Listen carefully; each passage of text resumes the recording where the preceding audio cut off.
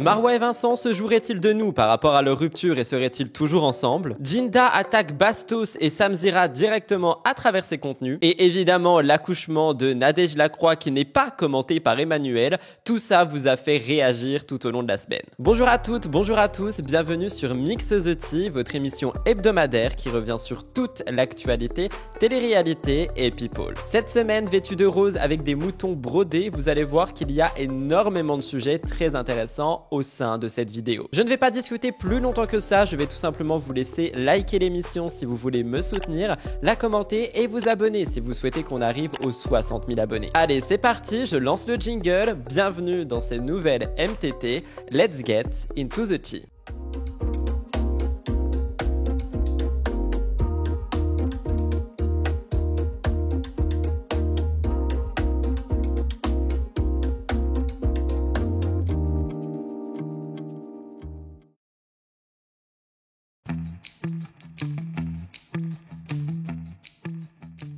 Je commence l'émission comme chaque semaine par une petite mise au point qui va tout simplement me permettre de discuter avec vous. Si jamais vous n'êtes pas intéressé par la mise au point, n'hésitez pas à skipper directement aux stories de la semaine. Pour cette mise au point, je voulais commencer par vous dire un grand merci. Je vais principalement m'adresser aux personnes qui suivent également ma chaîne de faits divers et de true crime. Parce qu'en effet, ces derniers jours ont été assez compliqués pour moi sur cette chaîne. Je m'en suis vraiment pris plein la tronche par une dizaine de personnes me disant que mon travail était assez mal fait, assez nul, etc., à cause d'une vidéo qui effectivement était mal construite. Donc je remercie les personnes qui me l'ont fait souligner avec beaucoup de respect et beaucoup de bienveillance. Cette vidéo a été filmée, je crois, le lendemain de la rupture. Du coup, je vous avoue que j'étais peut-être un petit peu mélangé et tourbillonné dans mes pensées également. En tout cas, je prends évidemment toutes les remarques concernant le contenu True Crime pour m'améliorer. Je vous souhaite également un bon début de mois de décembre. Je sais qu'il peut être très compliqué pour nombreux et nombreuses d'entre vous, étant donné qu'on va avoir beaucoup de choses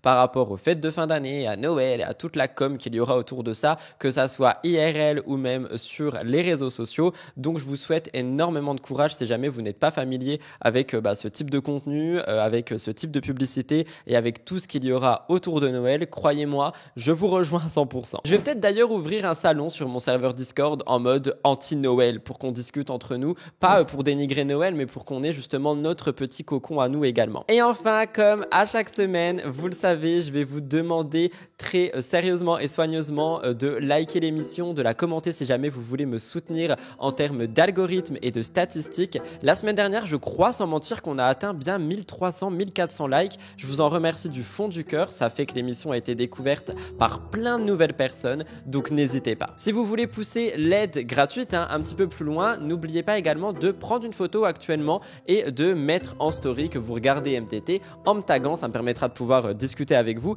et surtout de voir qui aime bien faire ça. Et enfin, si jamais vous souhaitez me soutenir pour atteindre les 60 000 abonnés, objectif de prochain palier, n'oubliez pas de vous abonner à cette chaîne. Vous êtes 50% à ne pas le faire, mais c'est pas grave, je peux comprendre. Dans le sens où moi aussi, il m'arrive de ne pas être abonné à des gens sans le savoir, du coup je vérifie régulièrement. Tout ceci étant dit, on va enfin pouvoir rentrer dans cette émission. On est sur une émission très chargée cette semaine. Comme la semaine dernière, vous avez beaucoup aimé la construction de celle-ci et cette semaine, j'ai refait pareil. Donc moins d'actu plus poussé, c'est parti, c'est maintenant. Au sommaire de cette émission, nous allons avoir pas mal d'actualités, en commençant par Maeva Genam qui essaye de parler anglais, ce qui a beaucoup fait réagir les internautes. Dans le top actu, nous parlons de Victoria Meo qui a décidé de montrer le visage de son fils et nous aurons quelques questions de débat par rapport à ça. Le couple Jessica et Thibaut serait-il en crise? Sarah Frézou a été trompée 15 fois, ce sont les gros sujets du top actu. Évidemment, mon avis sûr portera sur Jinda qui décide de balancer sur Bastos et sur Sam et je vous donnerai toutes les informations par rapport à ça. Pour continuer l'émission, on parlera des ventes du parfum de Maeva Genam, de Jazz Korea qui fait une collaboration qui n'est pas du tout passée,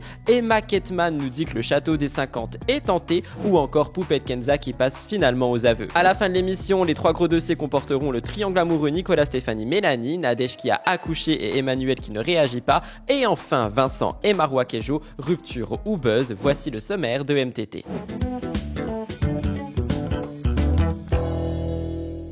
Ah, vous êtes là, pardon. Nous commençons donc les stories de la semaine avec Maeva Genam. Maeva Genam, elle nous a fait parler 2 fois au cours de cette émission, vous allez le voir, et elle a commencé tout simplement par poster une vidéo en story où elle est en train d'expliquer à un de ses ouvriers que celui-ci avait fait un trou dans son mur. Alors elle essaye de lui expliquer en anglais, vous allez voir que le niveau de Maeva en anglais est très bas, sachant qu'elle habite à Dubaï depuis maintenant quelques années, et surtout elle est assez virulente envers l'ouvrier. Alors sur Twitch, on a vu cette vidéo et nombreuses d'entre vous ont dit que c'était normal qu'elle soit dans cet état. Elle paye pour des prestations, donc il est évident que les prestations doivent être bien faites. Cependant, il y a aussi beaucoup de personnes qui ont rappelé que les travailleurs de Dubaï sont sous-payés, c'est littéralement de l'esclavage moderne et que Maeva le sait, et en parlant de cette manière, elle cautionne absolument tout ça. Je vous laisserai me donner votre avis dans l'espace commentaire et dites-moi à quoi le petit trou vous fait penser dans le mur. Il a une forme assez symbolique, je trouve. Regardez. Mais tu viens de me casser le mur là. Tu fais. It's not good job. No, it's very concrete. Mais it's not my problem. Why mon mur il est cassé? Ah, il m'a cassé le mur. Mais why mon mur it's broken? Why? Mais it's not my job, it's your job, you understand? Why mon mur il est cassé? Why tu paies? Why broken my mur?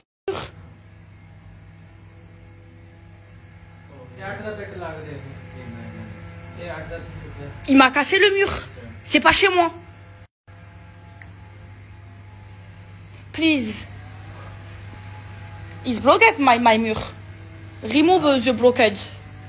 Arrange-moi ça s'il te plaît. Là je vais péter les plombs. Ils m'ont cassé le mur, c'est pas chez moi. Est-ce que vous avez vu le cœur comme moi ou pas du tout? Deuxième story de la semaine qui parle de Jessica Tivna. Cette story de la semaine a été prise sur le compte du blogueur DumpFR et en fait Jessica elle fait un petit peu une rétrospective par rapport aux Marseillais, par rapport à la grande star interplanétaire que c'était dans les Marseillais, et aujourd'hui le fait qu'on en parle un peu moins, le fait qu'elle n'est plus totalement au top de la notoriété, etc. Et elle donne un petit peu son point de vue par rapport à ça. Je trouve encore une fois qu'elle a beaucoup de recul sur la situation et c'est une vidéo qui a fait pas mal réagir sur les réseaux sociaux. Donc évidemment, j'avais très envie de vous en parler aussi. Je vous laisse regarder ça, vous me donnerez votre avis dans l'espace commentaire. Je me rappelle quand on était jeunes, on était plus jeunes. On était des idoles. Non mais c'est vrai, les gens vont dire mais pour qui elle se prend? Mais je vous jure, il y a eu un moment là où en fait il n'y avait pas de gens connus. Il y avait soit les gens de télé-réalité, soit les footballeurs, soit les chanteurs, soit les acteurs. Et puis basta en fait, parce que tout le monde regardait que la télé. Et maintenant, il n'y avait pas de Snap, il n'y avait pas tout ça. Maintenant, il y a tellement plus de monde que tout le monde s'est un petit peu, on va dire, dispatché et que on est moins enfin. Bienvenue. Tu es moins idolâtré, c'est vrai, je vous jure, je vais pas me la raconter parce que je m'en fous, j'ai aucun intérêt de dire oh, on avait trop de gens qui... Mais c'est vrai qu'à un moment donné, on s'était dit waouh, on est des putains de rostas. Et en fait, même nous, on comprenait pas forcément ce qui nous arrivait. Et des fois, on a provoqué des émeutes, des trucs de ouf, sans le vouloir. Mais là, je sais que voilà, maintenant, il y a moins de monde qui nous suit déjà, ce qui est vrai aussi. On a moins de gens qui nous suivent, plus de gens qui sont dispatchés sur les plateformes comme TikTok, les YouTube. Enfin, oui, il y avait les YouTubeurs aussi. J'ai oublié les YouTubeurs, j'ai dit footballeurs, etc. J'ai pas dit YouTubeurs. Mais voilà, il y avait pas beaucoup de niches de gens. Et là, du coup, ouais, c'est vrai que c'est moins un engouement. Donc, je suis rassurée parce que j'ai pas envie que ce soit un engouement de fou par mon pop-up. Je veux que ce soit genre good vibes. En fait, je veux qu'il y ait du monde, mais je veux pas que ça dégénère. Voilà, c'est juste que je veux pas. Je veux que tout le monde soit civilisé, comme des gens civilisés, et voilà, one by one, et que ça se passe bien, quoi. Oh là là, putain, je me suis tapé une angoisse. Voilà tout le monde pour les 2 stories de la semaine qui ont été faites en vive voix. S'il y en a eu d'autres en voix off, évidemment, ça sera surprise pour moi au montage. J'espère que ça a pu vous intéresser. On va passer au top actu. Comme vous l'avez entendu dans le sommaire, il est extrêmement chargé cette semaine. On a beaucoup de sujets qui peuvent être mêlés à des sujets de société avec pas mal de questions de débat. Donc j'espère que ça vous plaira. C'est parti, jingle, top actu, c'est maintenant.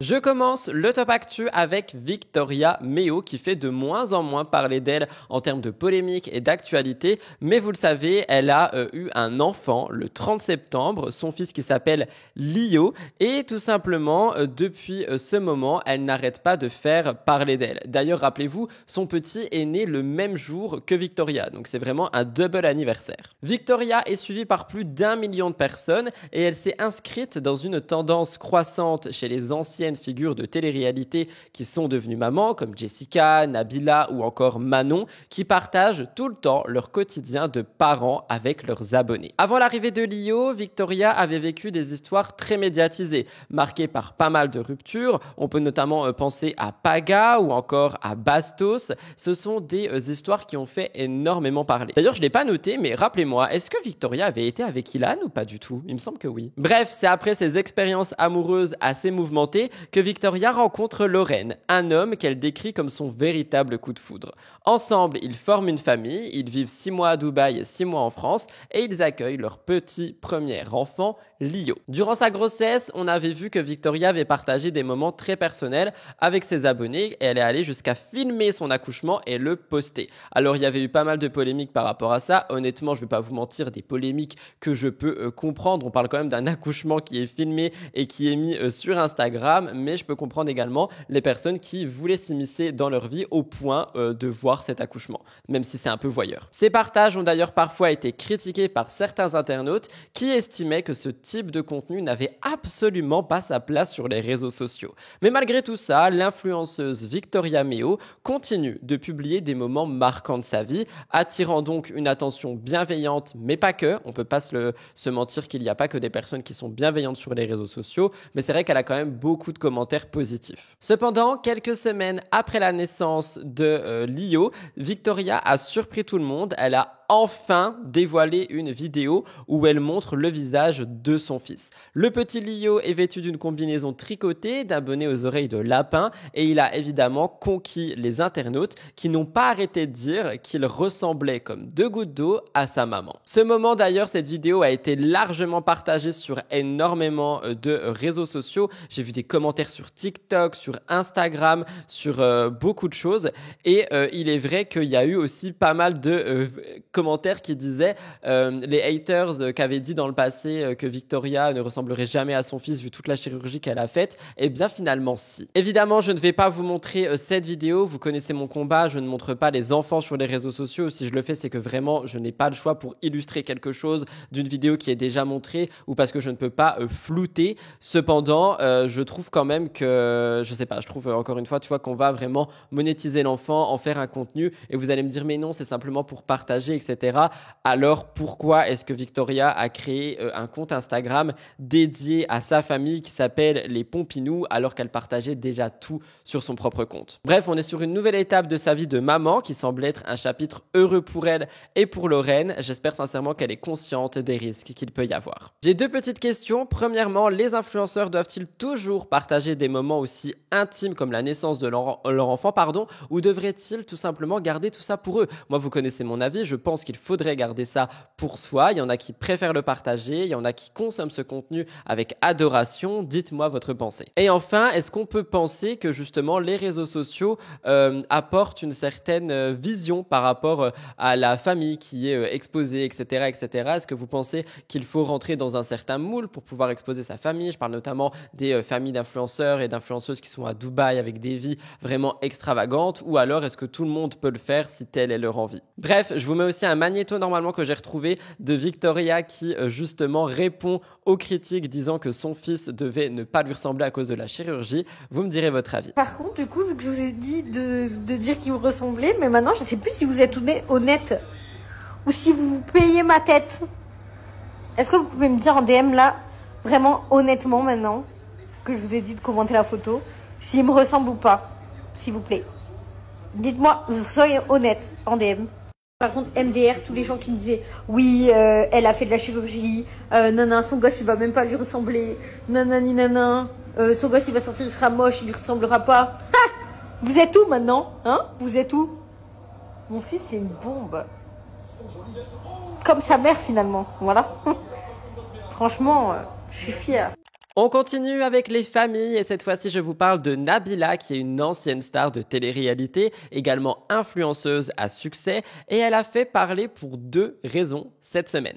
Premièrement, la décoration de Noël sur sa maison. Au lieu de recevoir des éloges, comme elle a l'habitude d'en avoir lors de ses précédentes publications, il y en a énormément qui ont critiqué Nabila suite à la vidéo de sa décoration de Noël. Vous le savez, elle n'est plus en télé, elle continue néanmoins de partager des moments de sa vie et elle s'est distinguée dernièrement via ses publications qu'elle a faites par rapport à l'affaire de Gisèle Pelicot, dont je vous ai parlé sur ma chaîne Fait divers justement.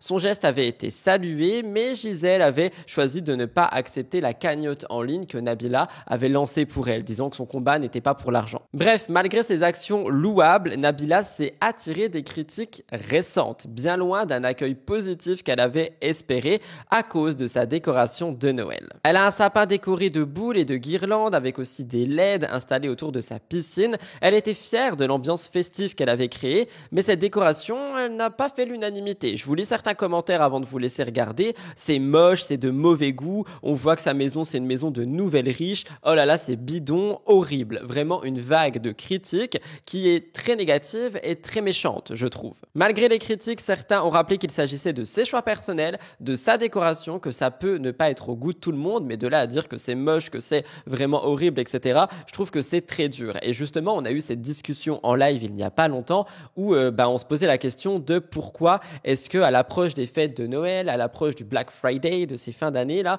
on a toujours énormément de haine sur les réseaux sociaux, dans les espaces commentaires. Genre vraiment, j'ai l'impression que c'est le moment où les gens sont le plus méchants. Bref, je vous laisse regarder la vidéo de Nabila. Effectivement, ça ne passe pas.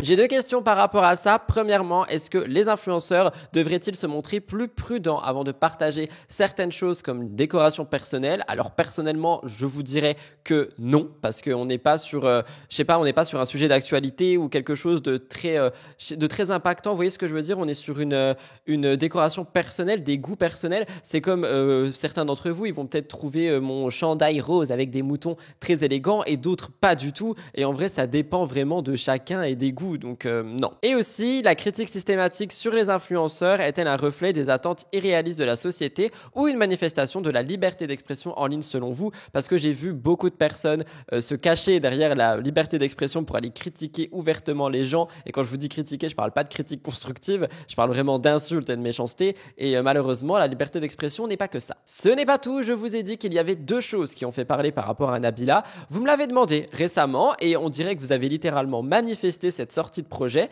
Je sais pas si vous vous rappelez, il y a quelques mois, on avait vu que Nabila avait teasé le fait que son fils avait, avec elle, lancé un projet et que celui-ci verrait le jour prochainement et que c'était uniquement le projet de son fils, que c'est lui qui voulait à tout prix créer ce produit, etc., etc.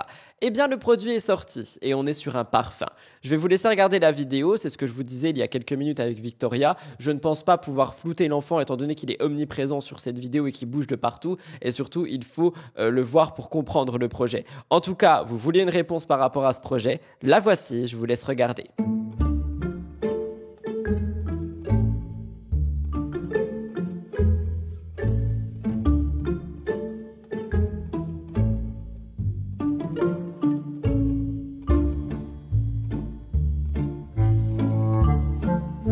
La semaine dernière, s'il y a quelqu'un qui vous a bel et bien énervé, c'est Adé Laurent et cette semaine, une fois de plus, il fait parler. Adé Laurent est un ancien candidat de télé-réalité qui a récemment suscité l'étonnement des internautes en révélant sans filtre le montant de son salaire mensuel. Je vous rappelle qu'il est connu pour certaines apparitions télé, si vous vous en rappelez pas, comme dans Les Princes et les Princesses de l'amour. Il avait aussi fait un truc genre militaire au tout début. Aujourd'hui, il a 30 ans et il a transformé sa notoriété en source de revenus, notamment à travers des choses du X ou encore une carrière de coach fitness et diverses entreprises. Cependant, derrière ce succès financier se cache une personnalité qui est au centre des polémiques et ça vous le savez. On a des propos controversés sur les femmes, jugés misogynes pour beaucoup, des accusations de V portées contre lui en mars 2024 et malgré tout ça, Adé il continue de bâtir un empire en ligne en partageant des conseils de musculation et des projets personnels avec ses abonnés. La semaine dernière, je vous ai fait passer un magnéto où il parlait des personnes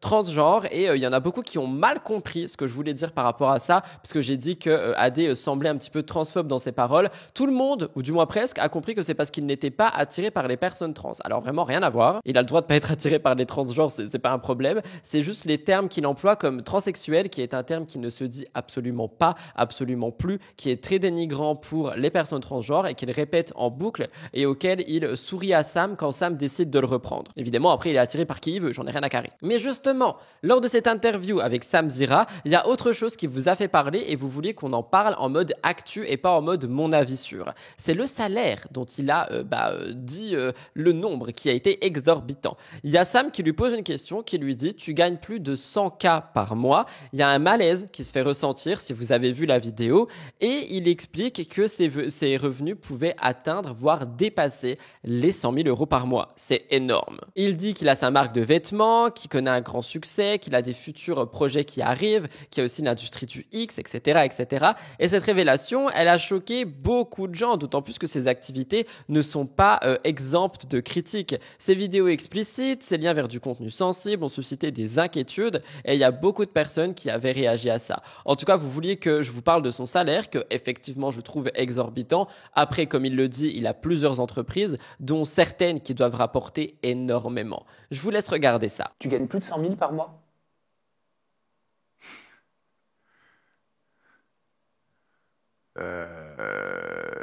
C'est obligé cette question ou...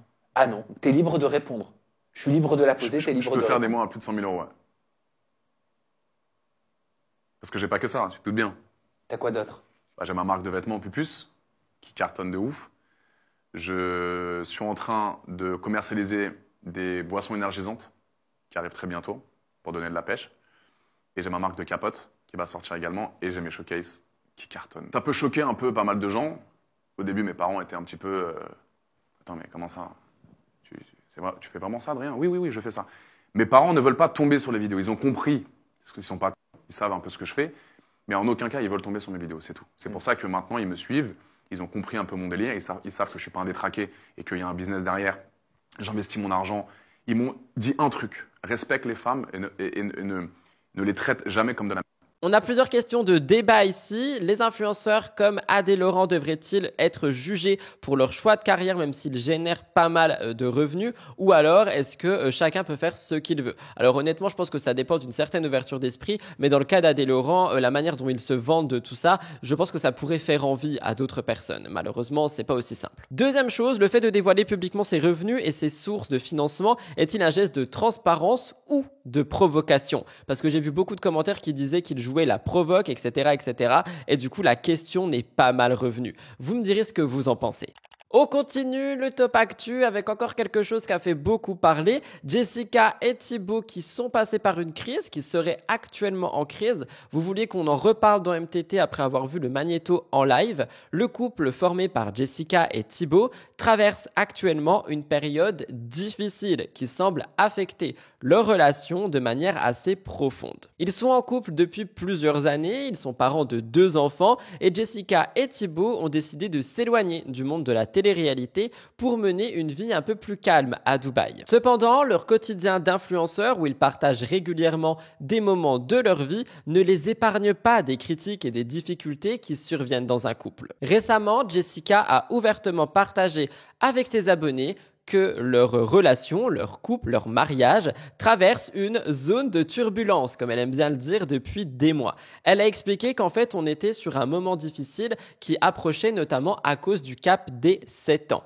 Un stade dans la vie d'un couple souvent perçu comme un défi majeur. Pour aller un petit peu plus loin, on en a rigolé justement sur Twitch en disant que certains ne dépassaient pas le cap des 3 ans, d'autres 5 ans. Alors personnellement, vous le savez, je suis séparé de mon ex-conjoint Elliot et justement, on n'a pas dépassé le cap des 5 ans. Enfin, on l'a dépassé d'un mois et boum, ça s'est terminé. De l'autre côté, j'ai une amie qui n'a pas réussi à dépasser le cap des 7-8 ans. Donc en fait, on a vraiment toujours pas mal de choses par rapport à ça. Cependant, j'ai aussi lu beaucoup de commentaires qui disent que cette histoire de cap, c'est surtout une pression qu'on peut se mettre et qu'elle n'existerait pas. Vous me donnerez votre avis par rapport au cap des 3 ans, 5 ans et 7 ans. Bref, pour Jessica, ce cap n'a pas été vécu comme une simple étape, mais plutôt une épreuve à surmonter. Elle a ironisé en disant que cette année n'était pas la leur et elle a dit que plutôt de se sentir épanouis, ils étaient en mode survie. De son côté, Thibaut exprimait un sentiment de lutte plutôt que de joie partagée et vous le verrez dans le magnéto à la fin de l'actu. Vous me direz ce que vous pensez de la tête de Thibaut Garcia par rapport à tout ça parce qu'il a l'air totalement dépité.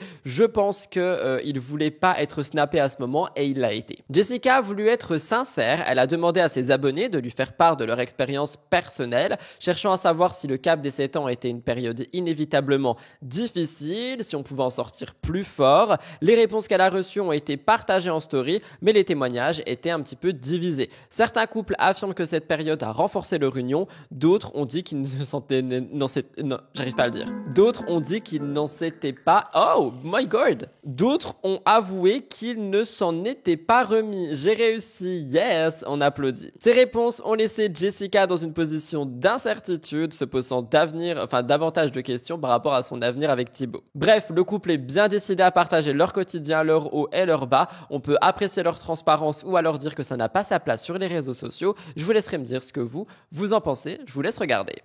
Et je vous rassure, je snap pas trop en ce moment, mais tout va bien entre nous, n'est-ce pas mon beau lapin? Ah ouais.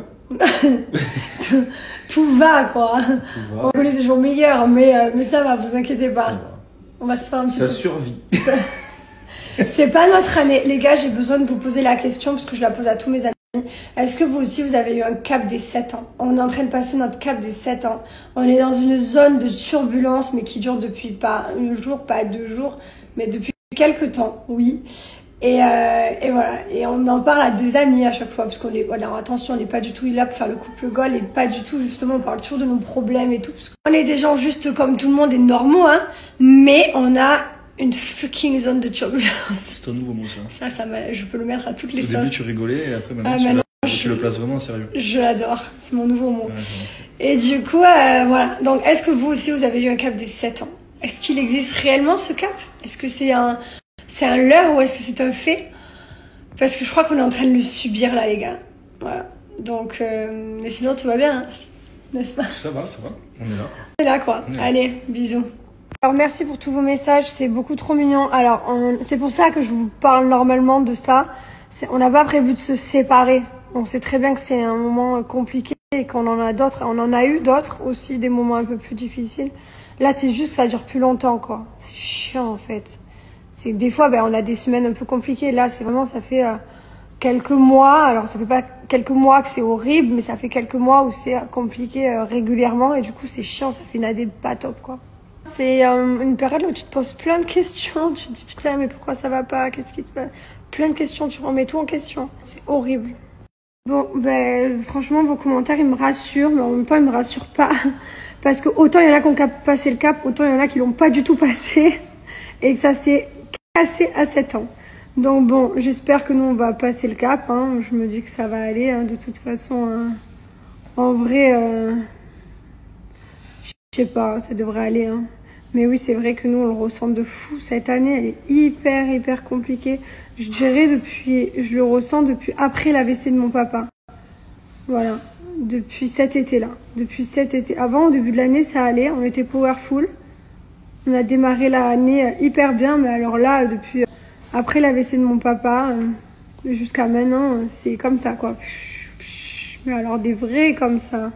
Et mais pas très de haut. Beaucoup de middle and down. T'as compris quoi. Je termine le top actu avec quelque chose qui aurait pu littéralement être dans un gros dossier, mais bon, j'en ai déjà 3, dont Vincent et Marois, qui est littéralement un film, hein, j'aurais pu faire une vidéo à part, mais je vous parle quand même de Sarah Frézou, qui a fait énormément parler par rapport à sa vie sentimentale dernièrement. Alors je vous rappelle qu'elle a traversé plusieurs mariages religieux, plusieurs divorces, et elle pensait avoir trouvé le bonheur auprès d'un footballeur. Mais les choses ne se sont pas passées comme prévu, et on a littéralement vécu tout ça en live. Récemment, des rumeurs de séparation avait circulé sur les réseaux sociaux et le 25 novembre, Sarah a officialisé sa rupture en direct sur les réseaux. Elle était assez amère et choquée par la situation et elle a expliqué à ses abonnés qu'elle avait été trompée à plusieurs reprises par son compagnon. On a appris que celui-ci l'aurait trompée par message, qu'il aurait cherché d'autres petites amies, etc. par message, et la situation, elle a pris une autre tournure parce que Sarah, elle avait décidé de se venger en enregistrant le numéro d'un homme dans son téléphone. Du coup, suite à ça, il y a eu une grosse dispute entre les deux qui a été filmée dans toute la story de Snapchat et directement, on a eu beaucoup de réactions parce que son ex l'appelait la reine des P, il était assez violent envers elle dans ses mots, elle était en train de prendre ses affaires pour partir, etc., etc. Et finalement, on a eu un retournement de situation et le soir même, elle refait des stories expliquant qu'elle est restée avec lui. Je vais pas vous laisser tout regarder, je vous invite vraiment à me rejoindre sur ma chaîne Rudy Koppel Replay. Il y a absolument tous les magnétos là-bas, on les a commentés vous et moi, hein, si vous suivez les live Twitch. Donc n'hésitez pas à me rejoindre sur la chaîne Rudy Koppel Replay. Il y a des contenus tous les jours si jamais ça vous intéresse. Mais bref, du coup, elle est restée avec lui. Elle dit qu'il faut pardonner, savoir laisser une seconde chance. Elle voulait se battre pour son couple. Et un petit peu plus tard dans la nuit, elle refait des stories où cette fois-ci, elle dit qu'elle compte partir parce que il y avait des femmes qui lui ont écrit et qui lui ont fait comprendre que finalement les choses ne se seraient pas passées que par message. Il aurait eu des relations avec quelqu'un sur un parking, d'autres relations dans le propre lit de l'appartement qu'il partageait pendant que celle-ci était en tournage. Donc on a eu beaucoup de révélations et finalement Sarah Frézou a décidé de partir. Elle a exprimé aussi en story que plus le temps avançait, plus elle avait des preuves qui lui étaient envoyées.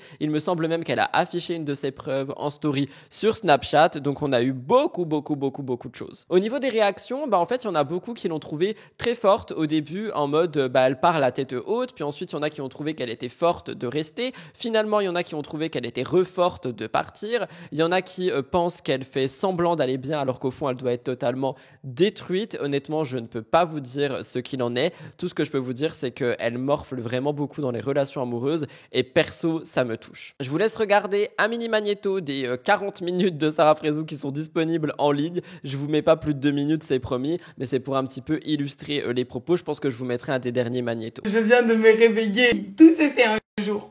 Vous vous rappelez, je vous ai dit quoi hier? Je n'en veux pas aux meufs en face qui savent que je suis en couple avec quelqu'un et qui vont se chiner le mec. À partir du moment où je ne te parle pas, où je te crame pas. Là, on est d'accord. Je viens de me réveiller, les amis. Il y a une des meufs qui m'a envoyé plein de trucs. Bon, celle qui s'est fait ken au spa. Vous voyez celle-là?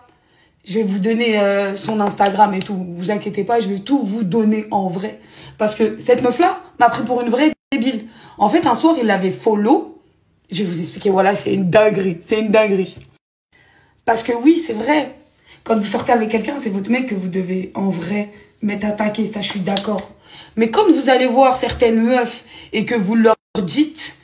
il est en couple, s'il te plaît, supprime-le, bloque-le. Et que la meuf est tellement une vicieuse et tellement une assoiffée de teub.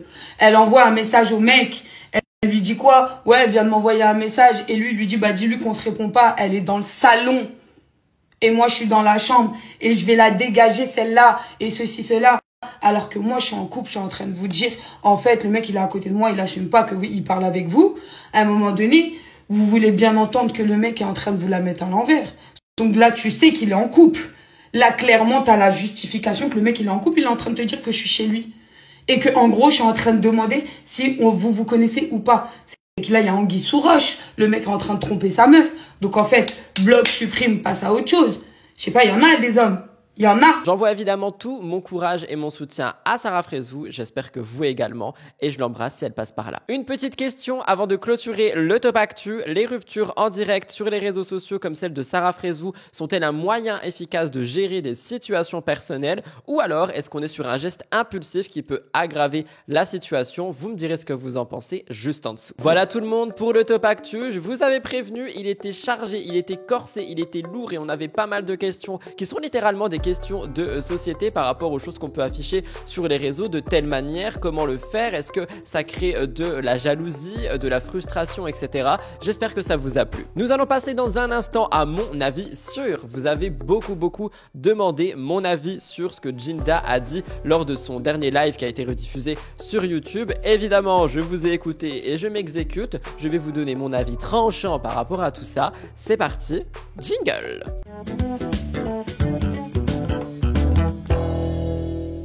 Franchement, on va pas se mentir, j'aime beaucoup mon look du jour. Alors là, je sais pas ce qui se passe depuis quelques semaines, mais à chaque fois que je vous fais un look MTT, il fait fureur dans les commentaires, donc j'espère que celui-là aussi. Vous voyez pas, mais j'ai même mis un petit collier en forme de cœur à la place de mon cœur, oui. Allez, pour mon avis sûr, comme je vous l'ai dit, on parle de Jinda qui a fait des révélations sur Bastos et Samzira. Alors vous le savez, pour mon avis sûr, je n'ai pas de tablette, je vous parle de but en blanc, littéralement. Pour vous expliquer un petit peu, Jinda, si vous n'avez pas de contexte, elle était une chroniqueuse phare de l'émission Aja de Samzira. Elle ne fait plus partie de l'émission pour cette 3e saison. Elle a lancé la sienne sur YouTube et sur Twitch où elle parle un petit peu d'actualité, sans langue de bois, elle réagit à beaucoup de choses. Et dernièrement, elle a donc décidé de avoir Zatis, un des chroniqueurs de Samzira, sur son canapé pour tout simplement parler un petit peu des sujets d'actualité. Et évidemment, comme on s'en doutait parce qu'elle le fait depuis maintenant quelques semaines, elle a parlé de Samzira, de Aja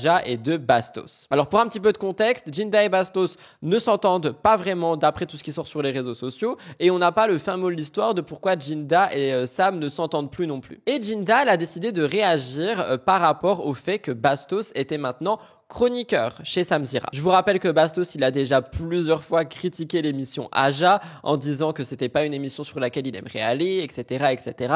Samzira aussi, il avait envoyé une mise en demeure à Bastos. Ensuite, on l'avait eu en tant qu'invité sur le Aja de la saison 2, je sais plus lequel. Ça avait fait un boom de dingue. Et après, cet été, comme je vous l'avais dit, on les avait vus dîner tous les deux dans un restaurant et par conséquent, on en avait un peu tous conclu qu'un contrat allait être signé. La rentrée arrive, on se rend compte qu'effectivement, le contrat a été signé et que Bastos est un chroniqueur récurrent sur Aja. Alors déjà, si vous voulez mon avis par rapport à ça, parce que Jinda, elle est assez tranchée, Jinda, elle parle littéralement d'hypocrisie. Elle dit que vu qu'il y a eu une mise en demeure et que Bastos a critiqué l'émission, eh bien, ils sont tous les deux hypocrites de maintenant travailler ensemble. De mon avis, je suis pas forcément d'accord. Personnellement, ça m'est aussi arrivé de critiquer Aja et également de critiquer Bastos. Et quand je dis critiquer, je parle pas d'insultes ou de méchanceté, c'est simplement donner un avis critique positif ou négatif sur l'un ou l'autre. Et honnêtement, ça ne m'empêcherait pas également d'avoir Bastos ici ou d'aller chez Bastos, d'avoir Sam ou d'aller chez Sam. Alors attention, je dis pas que c'est ce qui va arriver, je dis simplement que, je trouve qu'elle va un peu loin dans son propos, perso. Et deuxièmement, si vous voulez mon avis par rapport à Bastos sur Aja, je trouve que c'est un choix stratégique, mais en même temps pas trop. Je m'explique. C'est-à-dire que effectivement, Bastos, qu'on l'apprécie ou non, il a toujours des avis très tranchants qui font parler. Et ça, c'est quelque chose qu'on peut pas se l'enlever, surtout quand on est un média. Cependant, en fait, quand Bastos était invité sur Aja, il y avait eu un gros boom parce que c'était totalement inattendu. Genre, on s'attendait pas du tout à le voir sur le canapé de Sam en train de réagir à l'actualité, répondre aux questions qui tuent, etc., etc. Et maintenant qu'il a signé un contrat, c'est quelque chose qui est régulier et qui donc n'est plus exceptionnel. Et donc, je trouve que c'est stratégique dans le sens où on a un bon chroniqueur sur Aja, mais en même temps, ça perd un petit peu de ce côté légendaire qu'on aurait pu retrouver s'il était venu 2 fois dans l'année maximum. Donc ça, c'est mon avis par rapport à ça. Par contre, mon avis par rapport à ce que Jinda a dit et que vous allez entendre, je trouve et j'ai l'impression qu'elle l'a vraiment en mal, en fait, que Bastos soit sur Aja. Alors perso, au début, j'avais pas compris non plus. Et finalement, plus les émissions passent, de celles que je regarde où il est présent, je trouve qu'il a des bonnes prises de parole, qui permet également d'alimenter un débat, parce qu'il va souvent, je trouve, à contresens. Et par conséquent, je suis désolé, mais je trouve qu'il a sa place sur Aja. En plus de ça, Jinda a travaillé pendant des années avec Samzira, et pendant des années, Samzira a dit que pour lui, il n'y a pas de personne qui l'aime pas, de personne qui l'aime. Il y a juste des collègues de travail et des personnes qui peuvent enrichir l'émission. Et pour le coup, je trouve que c'est le cas ici. Je vous laisse écouter ce que Jinda a dit. Je trouve que c'était assez violent si vous ne l'avez pas entendu et que pour le coup, l'hypocrisie est peut-être dans le mauvais camp. Ouh, je tire à balles réelles aujourd'hui. Mais écoutez, c'est mon avis sûr. Vous vouliez savoir ce que je pense, c'est littéralement ce que je pense. Bastos. Mais c'est pas l'hypocrisie là, par contre, viens, on parle français. Non. Ah bon, non, okay. tu sais pourquoi le buzz, mais le attends, Bastos, quand mais quand Bastos, il critique il fait pire. Attends, mais quand il critique l'émission à mort, quand il y a des envois de recommandés, là, je sais plus c'est quoi le terme, là, c'est quoi le papier là qu'il a envoyé là, à Bastos là, mise en demeure. La mise en demeure, ouais. T'envoies des mises en demeure. Après, tu viens sur mon live, toi, tu viens dans mon émission. Après, quand je me barre, tu le prends en chroniqueur alors qu'il a critiqué. Tu cherches quoi? Parlons français en fait, Zaki. De la part de Sam. De la part des deux. C'est pas dans sa tête, moi. Non, de la part des deux. Mais tu peux aller défoncer une émission, défoncer des chroniqueurs, défoncer tout ce que t'as mis en place pour ensuite venir et ensuite dire ah bah maintenant je vais être chroniqueur dans l'émission que j'ai critiquée. C'est quoi ta face? De un, peut-être qu'il a pas dit je vais être chroniqueur et c'est peut-être je pense que ça doit. Bah il a accepté. Ouais, mais je pense que c'est plus une invitation de la part de Sam qui l'a invité. Et derrière, l'émission a changé. Que ce soit l'un... Non, l'émission, elle a changé. Arrête tes conneries. Vous me direz ce que vous en pensez avec du respect dans l'espace commentaire. Vous avez vu que je ne suis pas d'accord avec ce qui a été dit. Cependant, je l'exprime avec respect. Voilà tout le monde pour mon avis sûr. Nous sommes maintenant à la moitié de l'émission. Raison pour laquelle, je vous le rappelle, n'oubliez pas de liker et commenter. Si ce n'est toujours pas fait, ça prend une seconde. Vous mettez pause ou pas d'ailleurs. Le temps que je fais mon discours, vous pouvez littéralement liker l'émission. Commentez là en me disant ce que vous voulez, ce que vous avez fait cette semaine. Si vous avez des questions à me poser, vous savez que je réponds à absolument tout le monde sur MTT. Je réponds même aux commentaires qui répondent à des commentaires, genre vraiment MTT, c'est mon endroit favori. Je vous retrouve dans quelques secondes pour le cœur actu. On a 9 actus cette semaine à l'intérieur. C'est énorme, elles ont été poussées, on a beaucoup de choses. Vous l'avez entendu au début de l'émission si vous avez écouté le sommaire. Et après, on passera aux 3 gros dossiers qui, eux, auraient pu littéralement être un film de Netflix. Oh, cette émission est épuisante. Allez, c'est parti, jingle, cœur actu.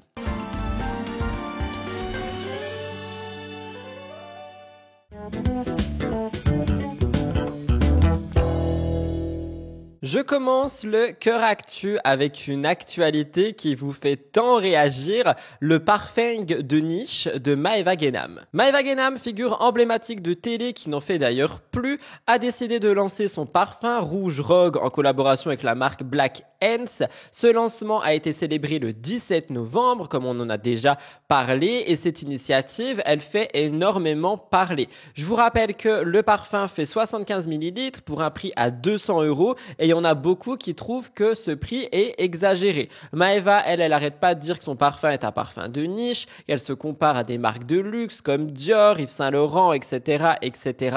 Et donc, elle compare son parfum à des grandes marques, ce qui expliquerait le prix selon elle. La situation a pris une tournure encore plus complexe. Je vous rappelle qu'on a eu des informations sur Black Ants. Black Ants est propriétaire, le propriétaire de Black Ants dirige aussi une marque qui s'appelle Souk Dubai, qui est revendeur dans le gros. Bien que Maeva Guénam a affirmé que son parfum connaît un immense succès avec des ventes explosives, on a vu sur les réseaux d'autres informations ressortir. En effet, selon certaines enquêtes, notamment par Hermano, chroniqueur sur le plateau de Samzira, seulement 25 flacons de Rouge Rogue auraient été vendus. Alors attention, je sais pas si ces informations sont réelles, je sais pas si c'est la vérité absolue, mais si c'est le cas, eh bien on est vraiment sur un flop commercial. Petite question, dans quelle mesure les déclarations sur les ventes de produits comme celle de Maeva Guénam peuvent-elles influencer la perception des consommateurs et fausser aussi la réalité des chiffres? Parce que moi je vous ai dit, j'ai failli m'étouffer, je vous ai déjà dit plusieurs fois que ça se trouve, le produit de Maeva Guénam, il est génial, que son flacon, il est ultra qualitatif, que son parfum c'est vraiment une pépitasse de la pépitasse, mais que malheureusement en fait elle ne donne aucune justification sur le prix, sur le machin, sur le bidule. Elle ne fait tout simplement que crier sur les internautes qui ne comprennent pas son choix de vendre un parfum de niche soi-disant si cher. Et donc c'est vrai qu'on peut se poser beaucoup de questions. D'ailleurs dernièrement elle a réagi aux polémiques expliquant que c'était très dur d'être Maeva Guénam. Je vous laisse regarder. Malheureusement j'ai beaucoup d'ennemis. Ils sont très très jaloux et vous savez que la jalousie ça tue, hein, j'ai pas besoin de... Voilà. Et du coup, il y a beaucoup de personnes qui me mettent des bâtons dans les roues. Donc en fait, je me bats 2 fois plus. Et d'être Maëva Guénam, il faut que je me batte 2 fois plus. Pourquoi? Parce que moi, j'ai pas le droit à l'erreur, les filles. Regardez toute la polémique qu'il y a eu sur mon parfum de niche. Ça, c'est parce que c'est moi. Donc parce que je suis Maëva Guénam, j'ai le droit, selon vous, hein, selon les gens des réseaux, de sortir des choses, des parfums qui sont... En fait, j'ai pas le droit de sortir un parfum de luxe. Voilà. Parce que je viens de la télé-réalité, parce que je suis Maëva Guénam, donc j'ai pas le droit. J'ai pas le droit de rêver, de voir les choses en grand et de mettre un pied dans le luxe. J'ai pas le droit à cause de mon nom. Vous voyez, parce que quand je vends un parfum de niche à 200 €, ça fait une grosse polémique. Mais quand c'est Dior qui vend un parfum de niche à 400 €, là, ça polémique pas parce que c'est Dior. C'est comme, vous savez, Chanel, Coco Chanel, celle qui a créé Chanel. Vous savez qui elle était? C'était une prostituée. Vous voyez l'empire de Chanel aujourd'hui? Donc Coco Chanel, elle a le droit, et moi, j'ai pas le droit. Moi, j'ai jamais été une prostituée. J'ai juste fait de la télé-réalité. Ce n'est pas tout, j'ai aussi vu qu'elle avait lancé un nouveau projet. Alors pour le moment, je ne sais pas trop ce que c'est. On dirait une brume pour le corps ou pour les cheveux, bref, je sais pas. Un peu les trucs comme Rio Densagero, là, je sais plus c'est quoi la marque, mais des trucs de brume d'odeur. Et ça a fait beaucoup parler, donc je vous laisse avec le teaser et dès que j'en saurai plus, je vous en reparlerai. Après tout ce stress, mon nouveau projet est enfin prêt. J'aime me lancer de nouveaux défis. En 2020, à l'âge de 22 ans, j'ai lancé ma propre marque de maquillage, Maëva Guénam Beauty. Ça a été un très gros succès, mais j'y connaissais rien. C'était un tout nouveau monde pour moi. J'ai fait des erreurs avec cette marque, mais ces erreurs m'ont permis d'apprendre et de grandir. En 2023-2024, j'ai traversé une période difficile. J'ai fait face à une dépression. Ma vie semblait s'écrouler. J'ai fait le choix d'écouter ma conscience et de prendre beaucoup de risques. Tout était à reconstruire et j'ai dû repartir de zéro. À l'âge de 27 ans, j'ai décidé de reprendre ma vie en main, de mettre ma confiance en Dieu et de me challenger. J'ai compris qu'il fallait que je croie en moi et que je continue à me lancer de nouveaux défis. Il y a quelques semaines, j'ai lancé mon parfum de niche. Mais ce n'a pas été facile. Sur les réseaux, si tout le monde connaissait mon parfum, nombreux étaient ceux qui m'ont critiqué à cause du prix. Baisse le prix, fait 30 €. Avec 200 €, je vais au bled avec ma mère, c'est large mieux. Ce fut un moment très difficile, surtout que pendant cette période, je travaillais également sur ce nouveau projet qui me tenait à cœur. Être Maëva Guénam n'est vraiment pas facile. Je dois me battre 10 fois plus. Les critiques m'ont fait douter et perdre confiance en moi. Je ne sais pas si cela va marcher, ni si ce projet va vous plaire, mais une chose est certaine, j'y ai mis toute mon énergie, toute ma passion et toutes les connaissances que j'ai acquises grâce à mes erreurs. Aujourd'hui, je laisse tout entre les mains de Dieu, en espérant que ce nouveau projet trouvera sa place et que vous ressentiez l'amour et la sincérité que j'y ai mis. Mais ce n'est pas tout. Maëva a aussi fait parler cette semaine pour son visage qui semble assez déformé. Les internautes disent que c'est un effet secondaire attribué à une mauvaise réaction des produits esthétiques comme le botox ou l'acide hyaluronique. Selon ce qui a été dit, ces substances, lorsqu'elles migrent dans le visage, peuvent provoquer des gonflements, des asymétries ou des déformations importantes. Et donc, on voit à travers la publication une blogueuse qui a dit les dégâts de la chirurgie esthétique. Parmi les commentaires, on en a beaucoup. Une horreur entre les cils et les lèvres. Je préfère être moche naturellement qu'être moche avec de la chirurgie. Elle est affreuse et le pire c'est qu'elle se croit fraîche. Avant d'aller plus loin, je trouve quand même que ces remarques sont extrêmement dures par rapport au physique de quelqu'un. C'est-à-dire qu'on peut effectivement dire que le produit a migré, que effectivement c'est pas forcément beau à voir, mais de là à dire elle est tellement affreuse, elle se croit fraîche, je préfère être moche comme ça que moche comme elle. Enfin vous voyez ce que je veux dire. Je trouve qu'on est quand même vraiment sur des propos qui sont très très durs. Après effectivement on le sait, chirurgie ou médecine esthétique, ça peut avoir des dégâts, notamment en médecine esthétique avec les injections, le produit, etc., qui peut migrer comme ici. Vous me direz ce que vous en pensez, je vous laisse regarder.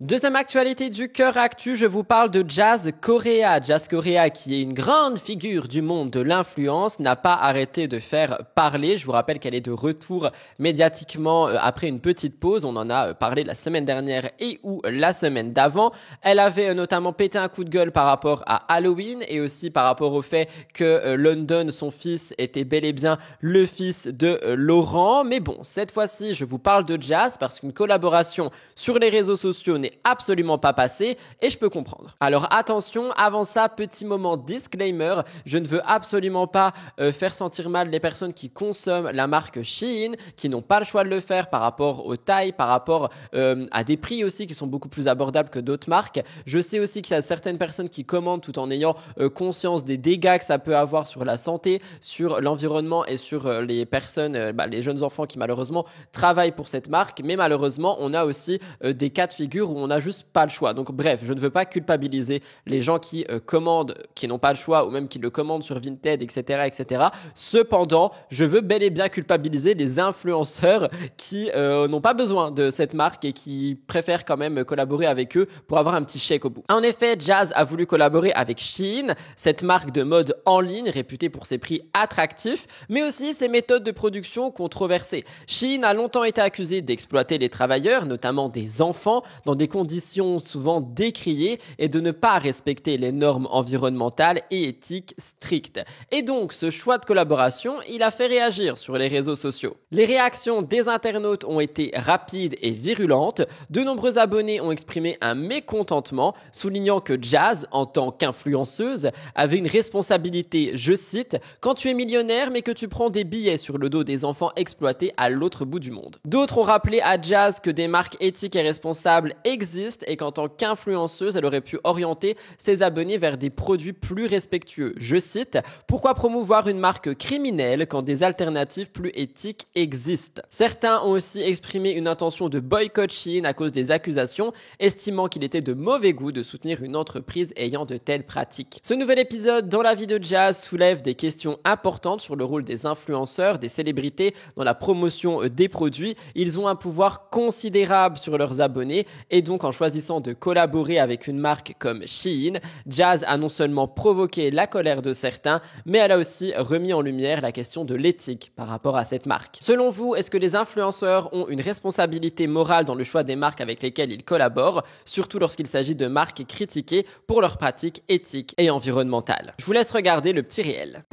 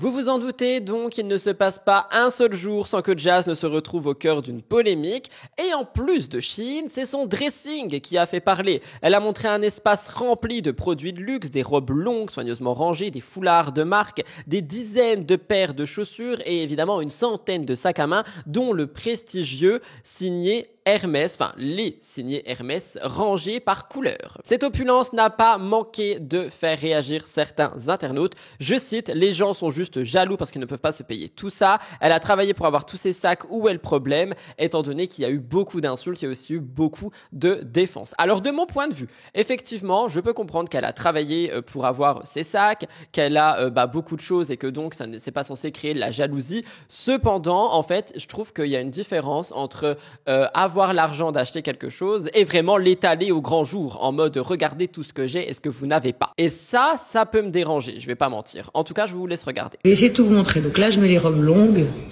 du quotidien. J'ai beaucoup aussi de placements dedans, mais je les adore, genre celles que je trouve trop belles.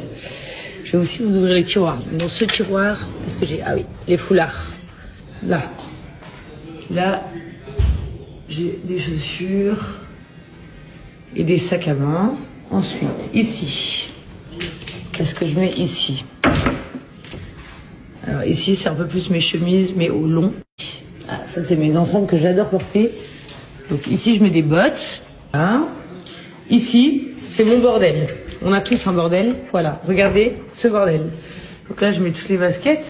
On parle maintenant de Mila Jasmine. Mila Jasmine qui est devenue maman pour une deuxième fois a malheureusement passé un épisode assez triste dans sa vie. Je vous rappelle qu'après avoir donné naissance à sa fille, Eylina, elle a été épinglée par la DGCCRF. On en a parlé la semaine dernière. Mila Jasmine trouvait que c'était injuste et démesuré. Pour elle, cette situation est d'autant plus accablante parce qu'elle est arrivée au mauvais moment, mais la situation de Mila ne se limite pas simplement à des problèmes professionnels. Sur le plan perso, elle a également partagé des moments assez tristes, notamment le moment où ses parents sont repartis de Dubaï. C'est quelque chose qui l'a beaucoup touchée et ses difficultés ne s'arrêtent pas là. Lors de ses récents partages sur les réseaux sociaux, Mila a dû faire face à une avalanche de critiques, en particulier concernant son choix de ne pas allaiter Eylina. Elle a préféré mettre du lait en poudre. Il y en a qui disent que c'est pas une bonne mère. Il y en a d'autres qui trouvent que son choix est irrespectueux. Et il y en a qui ont insinué qu'elle n'avait pas envie d'allaiter en raison de son style de vie et de ses priorités. Mila, elle avait réagi. Elle avait dit « C'est le cœur lourd que je vous écris, mais je vais essayer de prendre sur moi. Je suis pas du genre à m'étaler sur mes problèmes. » Elle a laissé sous-entendre qu'elle traversait donc une période de difficulté. Elle garde certains détails pour elle. Elle a partagé un message plus introspectif. Elle a dit, je cite, « Il ne faut pas répondre à la méchanceté par la méchanceté. Pour être belle, il faut être quelqu'un de bien. » Mais cette situation, elle soulève des questions importantes. Pourquoi certaines décisions personnelles, comme le choix d'allaiter ou non, font l'objet d'un tel jugement public? C'est vrai que, rappelez-vous, quand on voyait Giuseppa qui allaitait, tout le monde disait que c'était sale, que c'était dégueulasse, qu'il n'y avait pas à faire ça, qu'il existait du lait en poudre, qu'on était sur des pratiques animales. Je vous assure, rappelez-vous, et j'étais scandalisé par ce qui avait été dit, Giuseppa a le droit d'allaiter ses enfants. Et là, de l'autre côté, on a quelqu'un qui n'allaite pas et qui fait encore une fois les choses mal, parce que le lait en poudre, c'est horrible, parce qu'elle a d'autres choses à faire, parce que c'est une mauvaise mère. En fait, on n'est jamais content, finalement, par rapport aux influenceurs. Et je trouve que c'est dommage, pour le coup, parce que ça crée une pression et beaucoup, d'angoisse, de négativité envers des personnes qui essayent juste de partager un quotidien. Et pour le coup, je prends totalement la défense de Mila, d'autant plus qu'elle ne montre même pas ses enfants, donc elle veut juste partager son expérience de maman. Mila Jasmine a partagé son expérience avec ses abonnés. Sa décision suscite une vague de critiques, et donc ma question est la suivante. Dans quelle mesure les réseaux sociaux où la vie privée est souvent exposée exercent-ils une pression sur les mères modernes pour qu'elles se conforment à des normes de maternité idéalisées? Vous me direz ce que vous en pensez. Personnellement, je trouve que dans un cas comme dans l'autre, donc là je prends Giuseppa en parallèle, eh bien elles se font descendre de tous les côtés. Alors je vais passer très rapidement sur le sujet, j'en ai déjà parlé plusieurs fois sur plusieurs réseaux sociaux. Magali Berda a été relaxée d'un jugement qui a été rendu le 25 novembre par le tribunal correctionnel de Nice. Ça a surpris beaucoup de gens. Je vous rappelle qu'on avait 18 mois de prison, dont 6 mois ferme avec interdiction de gérer une entreprise définitive qui avait été demandée dans l'affaire de Bea & Co, une société de courtage. La défense de Magali avait mis en avant le fait qu'elle n'était pas gérante de fait, mais bel et bien salariée de cette société. Et donc, c'est la mère de Magali Berda qui a été condamnée à 18 mois de prison avec sursis et qu'elle devra rembourser une somme estimée à 2 millions d'euros. Cette condamnation contraste fortement avec la situation de Magali qui, bien qu'acquittée, doit gérer l'image médiatique de cette affaire. On a un verdict qui a donc provoqué des réactions diverses, notamment dans le contexte des relations de Magali Berda qui est déjà une figure controversée. Elle est très active sur les réseaux sociaux, elle est également au cœur de conflits médiatiques, notamment avec le rappeur Booba, et donc on a beaucoup de gens qui posent encore des questions par rapport à ce qui s'est passé avec Bea & Co. Pourquoi est-ce que Magali a été acquittée alors qu'elle aurait très bien pu être derrière tout ça, etc., etc. Perso, je suis pas la justice, mais il y a beaucoup de gens qui crient au scandale par rapport à cette enquête qui, selon eux, aurait été mal menée. Je vous laisserai me dire ce que vous pensez de tout ça dans les commentaires. Je voulais faire un petit point dans MTT très rapide, mais je vous ai sorti une vidéo ce vendredi beaucoup plus complète sur le sujet. Alors j'ai vu ça passer sur Gossip Room, j'ai trouvé ça assez drôle et en même temps un peu étrange, j'avais envie de vous en parler. Je vous parle des 50, de la saison 3 des 50 et en fait il y a pas mal de rumeurs qui ont circulé disant que le château qui accueille les candidats serait hanté. Alors vous le savez, je suis fan de paranormal, j'adore vraiment ça, j'aime beaucoup les enquêtes paranormales également et du coup je me dis pourquoi ne pas voir Enjoy Phoenix aller dans ce château. Plusieurs participants ont pris la parole pour partager des expériences surnaturelles qu'ils avaient vues. Emma Ketman est l'une des candidates de cette saison qui justement a fait un immense TikTok où elle raconte ses expériences. Je vous mettrai pas le TikTok en entier parce qu'il est vraiment long, mais elle affirme qu'au cours du tournage, plusieurs participants ont été témoins de phénomènes étranges allant jusqu'à apercevoir des esprits dans le château. Elle raconte notamment l'histoire d'une de ses camarades qui aurait vécu une expérience paranormale au milieu de la nuit. Un tel témoignage a suffi à nourrir la rumeur d'un château hanté, surtout lorsqu'on sait que le domaine en question, le château de Bertichères, est un édifice vieux de plusieurs siècles, datant du XVIIe pardon, situé à Chaumont-en-Vexin dans l'Oise. Ce château est très réputé pour des événements comme des mariages, des réceptions et il est aujourd'hui sous le feu des projecteurs en raison du paranormal. On est sur un domaine vaste, imposant, avec des pièces aux atmosphères parfois oppressantes, ce qui alimente encore plus l'idée que cet endroit pourrait abriter du surnaturel. Mais il n'y a pas que Emma Ketman qui a évoqué tout ça, Alex Guidi aussi l'a fait, il en a parlé, il précise qu'il ne s'agit pas d'une rencontre directe avec un esprit, mais plus d'un pressentiment, notamment dans les pièces du donjon, donc en bas au sous-sol. On a ce détail qui a été frappant aussi, tous les candidats qui ont dormi dans cette partie du château ont été éliminés rapidement du jeu, ce qui a fait naître des théories sur une malédiction. Bref, les révélations des candidats n'ont cependant pas bien été reçues par les propriétaires du château. Les propriétaires ont été contactés par des journalistes et ces derniers ont exprimé le mécontentement face à l'idée que la propriété serait hantée. Je cite, on ne veut pas du tout être identifié comme un château hanté. Je pense que c'est notamment par rapport au fait que la principale clientèle qu'ils ont est par rapport à des événements festifs, des mariages, etc. Et que par conséquent, si le château est dit comme hanté, peut-être les gens ne viendront plus se marier à l'intérieur, ce que je peux comprendre. Bref, cet aspect surnaturel du tournage, bien que ignoré par certains candidats, a pris de l'ampleur, notamment sur les réseaux sociaux, et cette atmosphère mystérieuse a créé une dynamique intrigante parmi les participants, dont Emma Ketman qui en a fait un très long TikTok, et je vous laisse regarder 2 minutes, 3 maximum de ce qu'elle raconte. Je vous laisse écouter Emma. Je vais vous parler de ce qu'on a vécu dans le château des 50. Personnellement, j'ai vécu quelque chose d'étrange dans le château, et je suis pas la seule. Je voulais vous raconter tout ça en fait. Je peux vous dire que j'ai flippé. Mais vraiment. Je fais ce TikTok là parce que je me dis, ok, on nous voit en diffusion dans les 50, mais je trouve que c'est hyper intéressant de savoir en fait, entre guillemets, le vécu du château. Je fais jamais ce genre de TikTok, parce que c'est pas mon registre, je m'y connais pas tant que ça, mais c'est quelque chose c'est un sujet qui m'intrigue, parce que personnellement, je suis passée, on va dire, de cartésienne. Aujourd'hui, j'y crois réellement, je pense que tout ça existe. Je suis énormément dans tout ce qui est énergie, spirituelle, etc. Là, je vais vous remettre le nom du château, c'est le château de Bertichères, je crois que c'est dans l'Oise. De ce qui est raconté dans le château, il y a eu des morts. Il y a une voie ferrée qui passe, qui est toujours là, qui passait aussi à l'époque. Et il y a eu énormément de brûlés dans le château. En fait, le château aussi possède une chapelle et il y a eu beaucoup de gens décédés dans la chapelle, brûlés. Il y a une personne qui s'est défenestrée dans l'une des chambres. D'ailleurs, je crois que c'est celle de Soraya Cassandra. Donc voilà, vous l'avez compris, il s'est passé énormément de décès et d'histoires. Voilà. Et honnêtement, déjà, je vais vous dire un truc. Quand vous arrivez dans ce lieu et que vous restez, et en plus, par exemple, comme moi ou d'autres personnes, une durée qui est assez longue, je peux vous dire, moi je suis très sensible à tout ça. Personnellement, c'était lourd, oppressant. Moi je me suis sentie oppressée. En plus des jeux, de la stratégie, je me sentais pas bien. En mode pas bien. Donc je vais me coucher plus tôt, tout le monde me dit au revoir et tout. Moi je suis pas bien, j'ai même pas faim, rien, je suis juste KO. Donc tout le monde quitte la chambre, la soirée démarre. Il n'y a plus personne dans le château, ils sont tous dehors à l'extérieur. Caméraman, tout le monde est dehors, ok? Tout le monde est dehors. Avant de réellement m'endormir, je me dis, bon, je vais aller faire un dernier petit pipi dans la salle de bain, aux toilettes. Où je termine mon pipi, j'entends comme des pas, un grincement dans la chambre, comme si quelqu'un marchait. Mais genre 3 ou 4 pas. Et là, je suis sur les chiottes et je fais...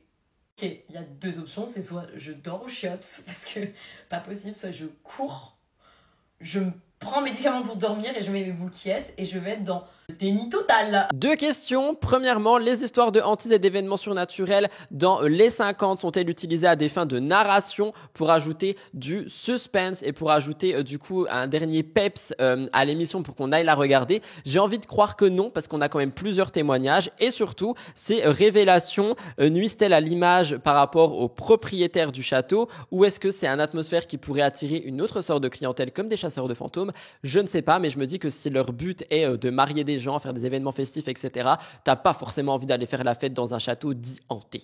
Poupette Kenza, influenceuse sur les réseaux sociaux, traverse une période compliquée, vous le savez, avec cette affaire qui a pris un tournant majeur au mois de juillet lorsqu'elle a été interpellée à son arrivée en France pour assister au mariage d'une amie. Elle a été incarcérée au centre pénitentiaire de Rouen et depuis qu'elle a été libérée, elle a disparu des réseaux sociaux, un choix motivé par son avocat pour éviter d'aggraver sa situation publique. Au début de l'enquête, Poupette avait nié sa participation dans l'affaire en rejetant la faute sur son mari, mais le 18 octobre 2024, elle a fait un volte-face, elle a reconnu avoir écrit les messages en question. On a cette rétractation qui a été justifiée par Poupette comme acte de sacrifice, expliquant que son mari lui avait demandé de prendre la responsabilité pour éviter des complications. Néanmoins, malgré cet aveu partiel, Poupette nie avoir joué un rôle de commanditaire dans l'affaire, sauf qu'on a eu pas mal de choses qui sont ressorties. Dans les 141 messages retrouvés sur le téléphone de l'homme en question, Eric Love, Poupette a admis avoir participé à la communication, mais toujours dans l'idée d'un coup de pression, sans pour autant vouloir que les victimes soient violentées. Selon ses déclarations, l'objectif était de forcer les victimes à rendre l'argent sans qu'elles n'osent porter plainte. Elle a expliqué que l'homme de main lui répétait régulièrement « Occupe-toi de tes enfants, je gère le reste ». Malgré les preuves qui semblent l'impliquer, Poupette continue de minimiser son rôle dans l'extorsion, affirmant qu'elle n'a jamais validé l'opération violente qui a eu lieu. Son avocat insiste sur le fait que la jeune femme n'a jamais commandité de la violence et que son isolement personnel à l'époque des faits pourrait expliquer sa perte de lucidité. C'était les petites news qui sont ressorties par rapport au mois d'octobre. Personnellement, j'en avais pas entendu parler. J'ai vu ça également sur Gossip Room. Je me suis dit que peut-être vous ne saviez pas, donc je voulais faire un petit point Poupette. Vous me direz ce que vous en pensez. J'ai trouvé cette actu assez intéressante, notamment par rapport aux mamans qui pourraient apprendre justement cette nouvelle de la bouche de leurs enfants. Donc je me suis dit, why not? Amélie Netten a un petit garçon. Vous le savez, il a 13 ans, il s'appelle Hugo et elle a récemment fait, elle, des déclarations poignante sur les réseaux sociaux à propos de l'orientation sexuelle de son fils. En fait, il y avait une question-réponse avec ses abonnés et un internaute lui pose la question « Si ton fils est gay, quelle serait ta réaction ?» Amélie a répondu sur un ton très ironique « Ma réaction, waouh, horrible !» Et évidemment, elle a précisé sa pensée en disant qu'elle avait une très grande complicité avec son fils. Elle a dit que pour elle, l'essentiel c'est que Hugo soit heureux et que son orientation ne changerait en rien son amour et son soutien pour lui. Elle parle d'une ouverture d'esprit sur le sujet. Elle a dit peu importe ce qu'il me dira, je serai toujours là pour lui et je serai toujours fière de lui. Elle parle aussi de la complexité du débat autour de l'homosexualité en 2024, rappelant que même si le sujet reste délicat, elle se sent prête à aborder la question sans tabou. Lors de cette prise de parole, elle aborde aussi les rumeurs qui circulent concernant le père d'Hugo qu'elle a choisi de préserver pour des raisons personnelles, malgré tout ce qui se passe en fait, parce qu'il y a beaucoup de gens qui pensent que c'est Benjamin Machet et on en avait déjà parlé, ce n'est pas lui. Selon ce qu'elle dit, évidemment. Bref, le message d'Amélie axé sur l'acceptation inconditionnelle de son fils est d'autant plus important à l'époque où l'homosexualité reste un sujet de débat. Son attitude et ce qu'elle dit ouvre une discussion sur l'évolution des mentalités. Je vous laisse regarder. Ma réaction? Wow, horrible. Je sais pas quoi penser. Absolument pas. Vous savez les amis, moi, j'ai une relation très fusionnelle avec mon fils. Tant que mon fils est heureux, c'est ce qui compte. Peu importe. Voilà, je ne serai pas ce parent qui rejetterait son enfant parce qu'il a décidé que, absolument pas. Voilà. Il faut avoir l'esprit très ouvert et moi je l'ai. Et je sais que dans ce monde, c'est très compliqué, surtout en 2024. Ça devient vraiment très compliqué. Mais peu importe, je serai toujours là, mais toujours là pour mon fils. Ça, c'est une certitude. C'est ma vie, c'est mon sang.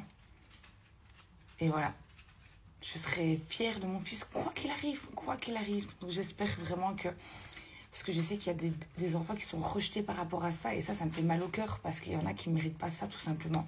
Voilà ma réponse.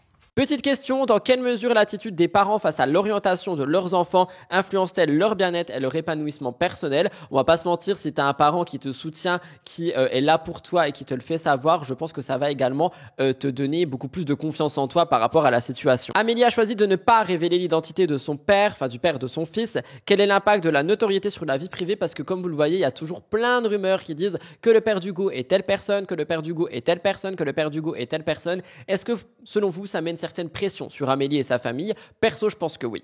Actualité de Last Minute qui est sortie directement hier soir. Marine Elimer et Raphaël Pépin seraient déjà au cœur d'infidélité. Je vous raconte ça. Leur relation a débuté sous les feux des projecteurs lors de leur rencontre sur le plateau de Reality Club où des regards complices et des petits échanges ont animé un début de relation. Leur relation semblait être pleine de promesses et des tensions ont rapidement pointé le bout de leur nez. On a eu des disputes sur des détails du quotidien. Rappelez-vous, on en avait déjà parlé. Raphaël avait même dit que Marine Elimer était un cancer sur pattes, des propos qui avaient choqué tout le monde, mais pas que. On avait aussi eu des réactions qui disaient que c'est rien, c'était juste la manière dont ils se parlent. Mais les tensions ont été un petit peu plus loin. En fait, ce qui a attiré l'attention des internautes, c'est pas la présence des sœurs lors d'une soirée, parce qu'elles étaient en soirée, Marine et Océane, hors le plateau OO, mais celle d'un invité inattendu, Benoît Paire, l'ex-compagnon de Marine. Selon les photos partagées par le blogueur Aquababe, Marine et Benoît semblaient échanger une discussion assez intime et donc on a eu des rumeurs d'infidélité. Face à tout ça, Marine a réagi de manière ferme et très rapide sur les réseaux sociaux. Dans une story, elle a clarifié la situation. Elle a souligné qu'elle était simplement en train de profiter d'un dîner entre amis avec sa sœur et Benoît, un ancien partenaire. Elle a expliqué que les deux avaient fait refaire leur vie respectivement et qu'il n'y a rien d'anormal à entretenir une amitié avec un ex, d'autant plus que Benoît et Marine sont heureux chacun de leur côté. Elle conclut son message en demandant aux internautes de respecter sa vie privée, qu'elle soit professionnelle ou sentimentale. Cet incident soulève plusieurs questions, non seulement sur la manière dont les personnalités publiques gèrent leurs relations, mais aussi sur les attentes sociétales concernant les interactions entre ex. Est-il acceptable pour un couple de maintenir des relations amicales avec un ex, ou ces relations sont-elles vues comme une menace pour la stabilité du dit couple? De plus, la question de l'infidélité, même sans acte physique, semble souvent être mise en avant dans les médias sociaux. Lorsque deux ex se rencontrent, on dit tout le temps que du coup, elle trompe son conjoint actuel avec son ex. Alors personnellement, je vais vous parler de mon expérience perso. Je ne pensais pas pouvoir rester ami avec un ex un jour et finalement avec Elliot ça se passe absolument très bien et je pense que si je refais ma vie, je serai toujours ami avec Elliot et vice versa d'ailleurs. Donc je comprends pas trop ce truc de oulala, il revoit son ex donc ils vont tout de suite se remettre ensemble. En fait, je pense que ça dépend des relations, ça dépend de la fin de cette relation, ça dépend de la maturité des personnes, ça dépend de beaucoup de choses et pour le coup, j'ai envie de croire Marine Elimer. Vous me direz ce que vous en pensez. Je termine le cœur actu avec Adixia et Simon Féraud. Adixia et Simon, vous le savez, sont un couple marié depuis janvier 2024. Ils ont récemment fait face à certaines rumeurs. En fait, on a eu pas mal de bruit qui disaient que Adixia était toujours très proche de Simon Castaldi. Adixia et Simon Féraud, ils sont très discrets sur leur vie privée, surtout sur les réseaux sociaux. Leur relation a toujours été enclin à de la curiosité parmi les abonnés. Cependant, depuis quelques temps, ils sont de moins en moins présents en ligne et donc on a aussi eu des rumeurs de crise. On en a parlé la semaine dernière. Adixia avait affirmé que le fait de ne pas poster ensemble ne signifie pas qu'ils sont en crise, que tout va bien entre les deux. Cependant, un incident a ravivé des spéculations par rapport à Adixia et Simon Castaldi. Les deux ont été invités sur le plateau Aja de Samzira et Adixia était très proche de Simon Castaldi dans l'émission Les Apprentis Champions. Lors d'une scène en boîte de nuit, elle semblait discuter de manière très complice avec lui et donc Simon Féraud, lui, il en avait eu marre. Samzira a décidé de revenir sur tout ça sur le plateau d'Aja. On voit que Adixia est assez gênée par rapport à la situation et elle dit qu'elle aurait pu paraître plus distante dans son attitude avec Simon Castaldi. Les internautes ont réagi par rapport à ça, soulevant des questions sur Adixia et la proximité avec son ex, surtout depuis qu'elle est en couple avec Simon Féraud, donc Simon 2. Les discussions ont été alimentées sur le fait qu'Adixia n'a pas montré une attitude très distante lorsqu'elle a vu Simon Castaldi sur Les Apprentis Champions et que donc effectivement Simon Féraud aurait pu être inquiet. Je vous laisse regarder cette séquence. De mon avis, je trouve que c'est dommage de revenir là-dessus en mode le tournage était il y a super longtemps, etc.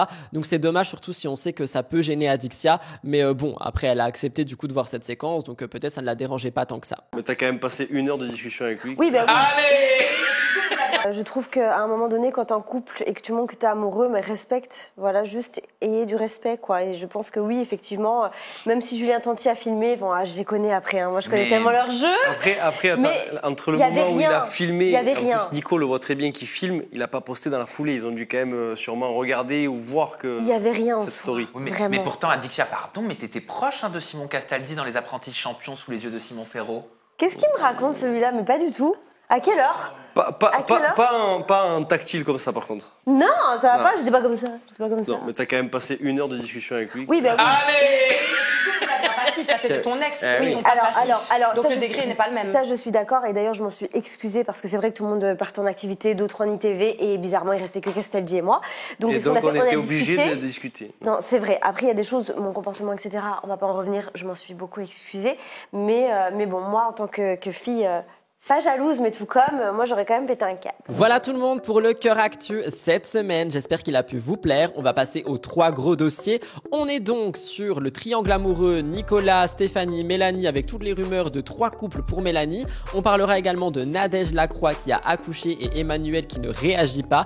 Et enfin, le dossier / film Netflix, Marois et Vincent. Sont-ils ensemble? Sont-ils séparés? Tout ceci est-il pour du buzz? Je vous raconte tout ça dans quelques minutes. Si ce n'est toujours pas fait, n'oubliez pas de liker ce qui soutient directement la chaîne et l'émission. N'oubliez pas de commenter en me disant ce que vous pensez des actualités. Et je vous retrouve dans un instant pour les gros dossiers. Pour terminer MTT, c'est parti, jingle!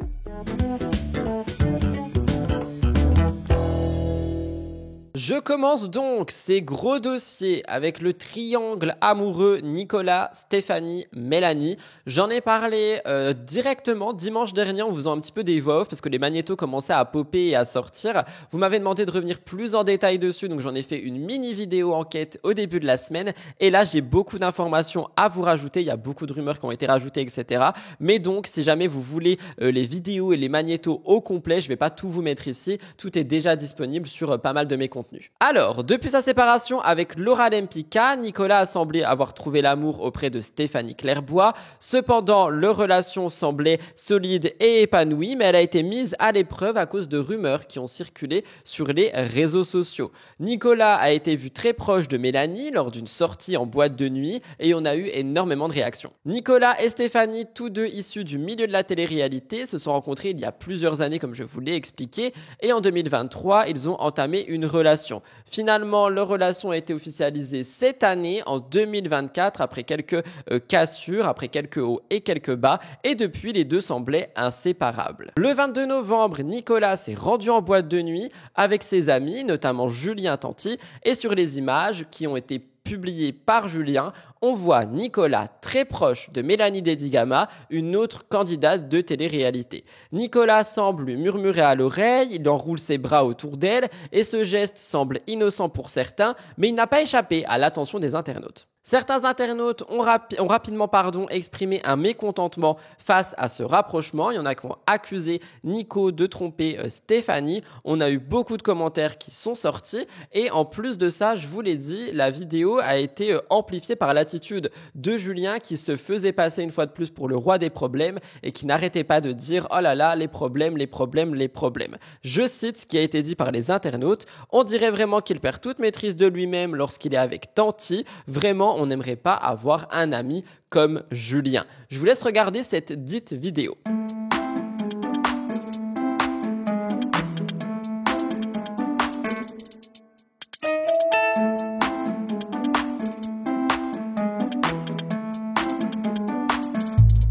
Cet incident a donc mis littéralement la lumière sur le couple Nico et Steph qui semblait très solide. Les deux amoureux ont souvent partagé un bonheur en ligne, mais malheureusement avec cette polémique, eh bien on a eu pas mal de choses qui en sont ressorties dans la noirceur. En l'absence d'explication de Nicolas, les rumeurs ont continué de circuler et Julien et Manon ont décidé de réagir eux-mêmes. Mélanie aussi avait réagi, je vous avais mis la vidéo dans mon enquête du début de semaine. Julien a rapidement pris la parole, il a dit franchement il n'y a rien, je vois des gens qui essayent de faire des problèmes pour rien. Il a insisté sur le fait que Nico et Mélanie se connaissent depuis des années et qu'il ne s'est jamais rien passé entre les deux. Julien a dit que Nicolas est fou de Stéphanie et qu'il ne ferait jamais rien pour compromettre sa relation. Manon Tanti, sortie de nulle part, a aussi décidé de réagir à tout ça. Elle a réagi sur les réseaux, elle a exprimé sa colère, elle a dit qu'il n'y avait rien entre Nico et Mélanie et a dit que Nicolas était très heureux et épanoui avec Stéphanie. Alors personnellement, j'ai pas trop compris pourquoi est-ce que Manon est sortie de nulle part et a décidé de réagir. Ok, elle était présente à la soirée, mais c'est Julien qui a filmé et elle a dit exactement tout ce que Julien avait déjà dit. Bref, je vous avoue, j'avais pas trop compris pourquoi est-ce que Manon a pris la parole. Malgré ses explications, Stéphanie, qui est la principale concernée, a réagi également. Sur les réseaux, elle avait partagé son ressenti. Elle avait expliqué qu'avant la soirée, elle avait eu des bons échanges avec Nico, qu'elle avait confiance en lui, qu'elle l'avait encouragé à bien profiter de sa soirée, mais en découvrant la vidéo, elle a changé d'avis. Son principal problème n'est pas la jalousie ou un manque de confiance, mais le manque de respect qu'elle a ressenti par rapport à la situation. Elle a dit que certaines attitudes, comme celles montrées dans la vidéo, ne devraient pas se produire, en particulier dans une relation. Stéphanie avait même pris la décision de bloquer Nico sur les réseaux et elle voulait discuter de cette situation en privé. Est-ce que j'ai dit bloquer Nico sur les réseaux? Sur les réseaux, hein. Avant de vous laisser regarder, moi ce que j'ai compris ici, c'est que Stéphanie, du coup, elle était surtout saoulée par l'attitude de Julien Tanti, qui était en mode roi des problèmes, en mode oh là là, ça y est, les problèmes, comme s'ils étaient dans les Marseillais, alors que ce n'est pas le cas. Du coup, sur ça, je peux comprendre Steph. Je vous laisse écouter Nico. Steph ne me parle plus, voilà, je te crois. M'a bloqué, je crois. Donc voilà, je me retrouve dans la merde à cause d'une vidéo de merde et une fausse interprétation de merde. Alors c'est vrai que quand tu vois la vidéo comme ça, que t'as pas les explications, t'as pas le tenant, les aboutissants, tu peux dire ah ouais putain ils essayent de, ils se bécotent, eux, ils se draguent peut-être, alors que pas du tout. Juliette est en live TikTok, vous croyez que j'aurais quelque chose à me reprocher, je serais en live TikTok? Enfin, je sais pas. Vous savez bien que c'est un fouteur de merde, c'est le roi des problèmes, le roi de la merde. Il a fait exprès. Voilà, juste après pour dire oh les problèmes. Les gars, c'est une tempête d'eau dans un verre. C'est une tempête d'eau dans un verre, la vérité. Faut savoir aussi une chose, c'est que juste avant d'arriver en boîte, déjà j'ai demandé l'autorisation à Stéphanie pour aller boire un verre avec mes amis. Et il faut savoir que Manon connaît très bien Steph et Mélanie connaît très bien Steph. On a téléphoné dans le van pendant 1 heure en FaceTime à Steph. D'ailleurs, les filles en ont eu marre tellement je parlais de Steph toute la soirée. Comme quoi j'étais amoureux d'elle, etc. Donc vraiment, arrêtez d'essayer de remuer la merde. Parce que là, à l'heure actuelle, j'ai pas mal de soucis dans ma vie. Ok. Et le seul point positif qu'il y avait, c'était ma relation amoureuse. Et ça, on va pas me l'enlever. Voilà, je vous le dis. Donc...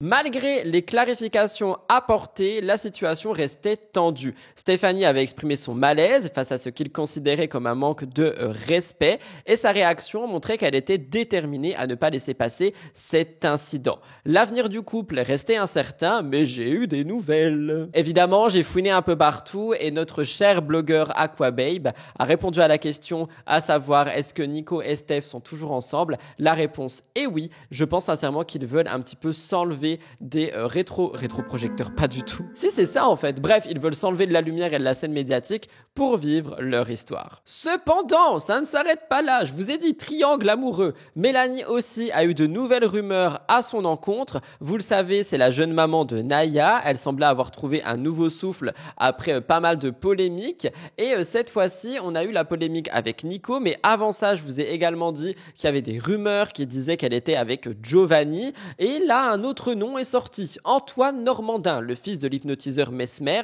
Mélanie et Antoine se seraient rencontrés sur The Power et les deux auraient flirtouillé ensemble. C'est Aquababe qui a donné ces informations, il a dit que leur alchimie semblait évidente, que leur relation va bien au-delà de simples interactions professionnelles, que bien que la nature exacte de leur relation n'ait pas été officiellement confirmée, les regards complices et les rires partagés lors de The Power laissent sous-entendre beaucoup de choses. Alors, cette nouvelle histoire d'amour qui est donnée avec Antoine vient écraser celle qu'il y aurait eu avec Giovanni. Ça enlève aussi les rumeurs qu'il y a avec Nico. Je vous rappelle que Mélanie et Giovanni avaient posté un TikTok ensemble, que tout le monde avait réagi, que moi je vous avais dit peut-être qu'ils faisaient simplement du buzz pour le lancement de l'émission. J'en sais rien. Quoi qu'il en soit, d'après les internautes et d'après ce que Aquababe a dit, Mélanie serait bel et bien en couple. Elle ne voudrait pas en parler parce qu'elle l'a dit en story que sa relation privée ne regarde que elle-même et les personnes concernées. Cependant, j'arrive pas à me dire qu'elle est en couple, donc je sais pas trop. Ce sont des rumeurs. Elle, quand elle a vu ça, elle a réagi directement en story en disant « Ouh là là, les problèmes arrivent encore ». Donc j'arrive pas à savoir si tout ça n'est que pour faire du buzz, si c'est la réalité, j'en sais rien. Mais quoi qu'il en soit, Mélanie, dès qu'elle fait un tournage, tout le monde parle d'elle en boucle et en boucle. Vous me direz ce que vous en pensez, mais je trouve qu'on lui assimile beaucoup de noms et on devrait peut-être parler d'elle surtout, non? Dans le sens où c'est aussi une personne à part entière, ce n'est pas qu'une personne qui peut se rapprocher d'un homme. Deuxième gros dossier, Nadège a accouché, Emmanuel ne réagit pas. Alors ça, vous vouliez qu'on en parle, j'ai fait exprès d'attendre aujourd'hui pour vous en parler. Nadège, ancienne candidate de télé, a annoncé sa nouvelle heureuse, elle est désormais maman. La jeune femme avait révélé sa grossesse au mois de juin, elle a donné naissance à son enfant le 26 novembre. Cependant, cette belle nouvelle a été accompagnée de plusieurs défis. Peu après l'annonce de sa grossesse, je vous rappelle que Nadège avait aussi annoncé sa séparation d'Emmanuel, le père du bébé. Leur rupture n'était pas du tout à l'amiable et Nadège s'était donc préparée à devenir maman célibataire. Je vous rappelle qu'un de ses plus grands rêves était d'être maman, justement. Malgré les périodes de doute et les critiques de certains internautes, Nadège a fait preuve de beaucoup de résilience. Elle a partagé son anxiété à l'approche de l'accouchement. Le 15 novembre, rappelez-vous, on en a parlé, elle avait confié qu'elle attendait avec impatience mais aussi appréhension la naissance de son petit garçon. Elle avait aussi mentionné que son gynécologue pensait qu'elle accoucherait bientôt et elle a dû attendre effectivement quelques jours avant de rencontrer son bébé. Finalement, le 26 novembre, le grand jour est arrivé. Nadège révèle en story qu'elle a accouché, mais que l'accouchement n'avait pas été facile. Elle dit, vous allez l'entendre, tout va bien, bébé va bien, maman va bien. À ce jour, à ce moment-là, Nadège n'avait pas encore partagé de photos de son nouveau-né ni son prénom et donc on avait beaucoup de mystères. Évidemment, j'envoie toutes mes félicitations à Nadège. Un accouchement reste un heureux événement. Je vous laisse regarder ça. Les amis, ça y est, je reviens par ici. Non, j'ai pas posté hier, j'étais un tout petit peu occupée. Mais tout va bien. Tout va bien, c'est cool. Rien ne se passait comme prévu. Mais c'est pas grave, tout va bien, bébé va bien, maman va bien, très fatiguée. C'était un accouchement pas du tout facile. Rien ne se passait comme prévu, mais c'est pas grave. Je vous redonnerai des news bientôt. Ah, ça y est, je reprends du poil de la bête, je reviens. Après l'annonce de la naissance de son enfant, elle a fait preuve d'une grande discrétion, elle n'a pas dévoilé l'apparence ni le prénom du bébé et donc on avait pas mal de mystères autour de ce moment intime. Il y a beaucoup de personnes qui ont dit que peut-être elle ne le fera pas et qu'elle préservera son enfant, cependant vous allez voir qu'il n'en est rien. Malgré la douleur de l'accouchement, elle a assuré et rassuré ses fans en disant que tout allait bien et que les choses ne s'étaient pas déroulées comme prévu mais qu'aujourd'hui tout va bien. Elle donnera plus de nouvelles au fur et à mesure. Cependant, ce qui a choqué de nombreux internautes, c'est l'absence totale de réaction d'Emmanuel. Il a été directement impliqué dans la grossesse et aussi la naissance de l'enfant. Il n'a rien dit à ce sujet. Nadège partage son bonheur. Emmanuel, lui, il est resté muet. Il publiait simplement des stories comme quoi il était au sport, qu'il annonçait ses projets personnels, mais rien de plus. Cette indifférence face à un événement aussi significatif a été beaucoup critiqué. Ça a déçu de nombreuses personnes. On est sur un silence qui renforce l'image d'un homme détaché et peu impliqué et cette situation a suscité pas mal de réactions. Finalement, je vous l'ai dit, Nadège, elle a décidé de montrer son bébé, du moins elle a créé un compte Instagram pour lui. Il s'appelle Elio Romeo Lacroix. Il est arrivé le 26 novembre 2024 à 20h25 sur Terre et 2 jours après l'accouchement, elle partage donc sur Instagram les détails précieux de son bébé. On est donc aussi sur un prénom original, Elio Romeo. Je trouve ça absolument magnifique, mais aussi un compte Instagram qui ça me déplaît beaucoup. Évidemment, on peut encore une fois se poser des questions sur l'exposition publique du nourrisson dès ses premiers jours. Mais rappelez-vous, on avait d'autres candidats et candidates qui créaient un compte Instagram alors que le bébé n'était même pas encore né. Quant à son visage, pour le moment, Nadège reste mystérieuse. Elle a indiqué qu'il faudra encore attendre un petit peu pour apercevoir des photos de son bébé, de quoi créer évidemment un suspense qui permet de garder un engouement. Bref, c'est la stratégie marketing autour de l'enfant, quoi. Bref, Nadège vit pleinement son bonheur de maman et on ne lui souhaite que de savourer chaque instant de cette nouvelle aventure. Alors pour réagir par rapport au compte Instagram, moi personnellement je vous le dis, ça sera pour générer du business par rapport à un contenu bébé, à un contenu famille, mère seule, etc., etc., etc. Et concernant Emmanuel, je lui ai écrit, je lui ai demandé s'il avait une réaction par rapport au fait que tout le monde disait que il ne réagissait pas. Et une heure après, il a fait une story sur Instagram, il a décidé de prendre la parole. Je vous laisse regarder ça. Yo les amis, j'espère que vous allez bien. Je vous fais une petite vidéo parce que je reçois énormément de messages. Ma vie privée, il y a des choses qui se passent, vous le savez tous. Ça reste ma vie privée, il n'y a que les personnes concernées qui seront au courant de tout. Donc voilà, je ne vais pas polémiquer plus dessus. En tout cas, les gens, soyez aimants, soyez amoureux, soyez heureux et soyez positifs dans votre vie. C'est ce que je vous souhaite à tous. Arrêtez d'être méchants, aigris ou d'être jaloux. En tout cas, moi, je vous souhaite à tous de passer un très très bon week-end. Je vais récupérer mes enfants là à l'école. On va passer un week-end de ouf. Il y a l'ouverture des chalets de Noël, il y a les marchés de Noël, il y a la grande parade. Donc voilà, on a plein de trucs de prévus ce week-end. Je vous souhaite à tous, moi, du bonheur, de l'amour et surtout, prenez soin de vous et protégez vos proches. Surtout, c'est très important et moi, c'est ce que je fais. Bisous. Évidemment, j'envoie quand même toutes mes félicitations à Nadège, ça reste un heureux événement. Cependant, je comprends aussi les internautes qui sont là en mode « Oh, encore un bébé exposé ». Vous me direz ce que vous en pensez et évidemment, je ne manquerai pas de vous faire des updates si besoin. Vous l'avez donc compris, en créant un compte Instagram pour son bébé, Nadège est accusée d'utiliser son bébé pour attirer l'attention ou pour des partenariats commerciaux. Face à ces attaques, elle a décidé de répondre très fermement. Elle a dit, je cite, « Vous pourriez au moins avoir la décence d'attendre le contenu avant de critiquer. Allez plutôt traquer le dark web au lieu de me casser les bonbons. » Elle rappelle aussi qu'elle est loin d'être la seule à partager des moments avec ses enfants sur les réseaux. En effet, on le sait, depuis quelques années, sont nombreuses les mamans et les papas qui partagent toute leur vie avec leurs enfants sur les réseaux sociaux. Cependant, la réaction de Nadège n'a pas été bien accueillie. Vous me direz ce que vous en pensez.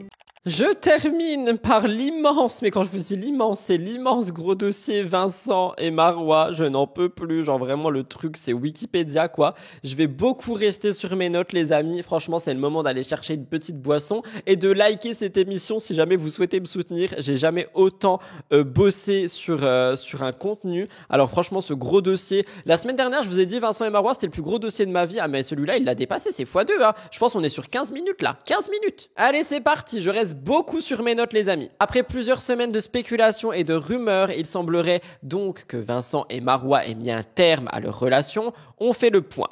Vincent et Marois formaient un duo qui paraissait solide depuis leur rencontre sur le tournage de La Villa. Leur histoire avait été un conte de fées. Dès la fin du programme, ils avaient choisi de franchir une étape en s'installant ensemble à Bali. Vincent avait même présenté ses filles à Marois, mais derrière cette façade idyllique, des tensions semblaient déjà venir pointer le bout de leur nez. Des rumeurs d'infidélité, des querelles supposées avec crime, des accusations portées par Bastos. On a eu beaucoup de choses qui auraient pu mener à une cassure. Mais malgré les difficultés, le couple semblait surmonter absolument toutes les épreuves. Ces dernières semaines, leur relation était au cœur de toutes les discussions en télé-réalité et people. Vincent et Marois se faisaient donc de plus en plus discrets sur les réseaux et les internautes se sont dit « ça ne sent pas bon, serait-il en train de se séparer ?» Contre toute attente, les deux amoureux ont surpris tout le monde, ils sont apparus complices dans une story. C'est un moment qui laissait sous-entendre que finalement tout allait bien. On pouvait notamment lire Aquababe qui disait « D'après mes informations, Marois et Vincent ne sont plus ensemble. » Du coup, ça faisait une contradiction avec cette fameuse story au spa. Une heure plus tard, Aquababe précisait ses propos. Il disait « Ce n'est pas une embrouille passagère, du moins pas pour le moment. » On n'avait pas de cause exacte de rupture. Aquababe, évidemment, était sur le dossier. C'est grâce à lui que j'ai pu faire ce gros dossier.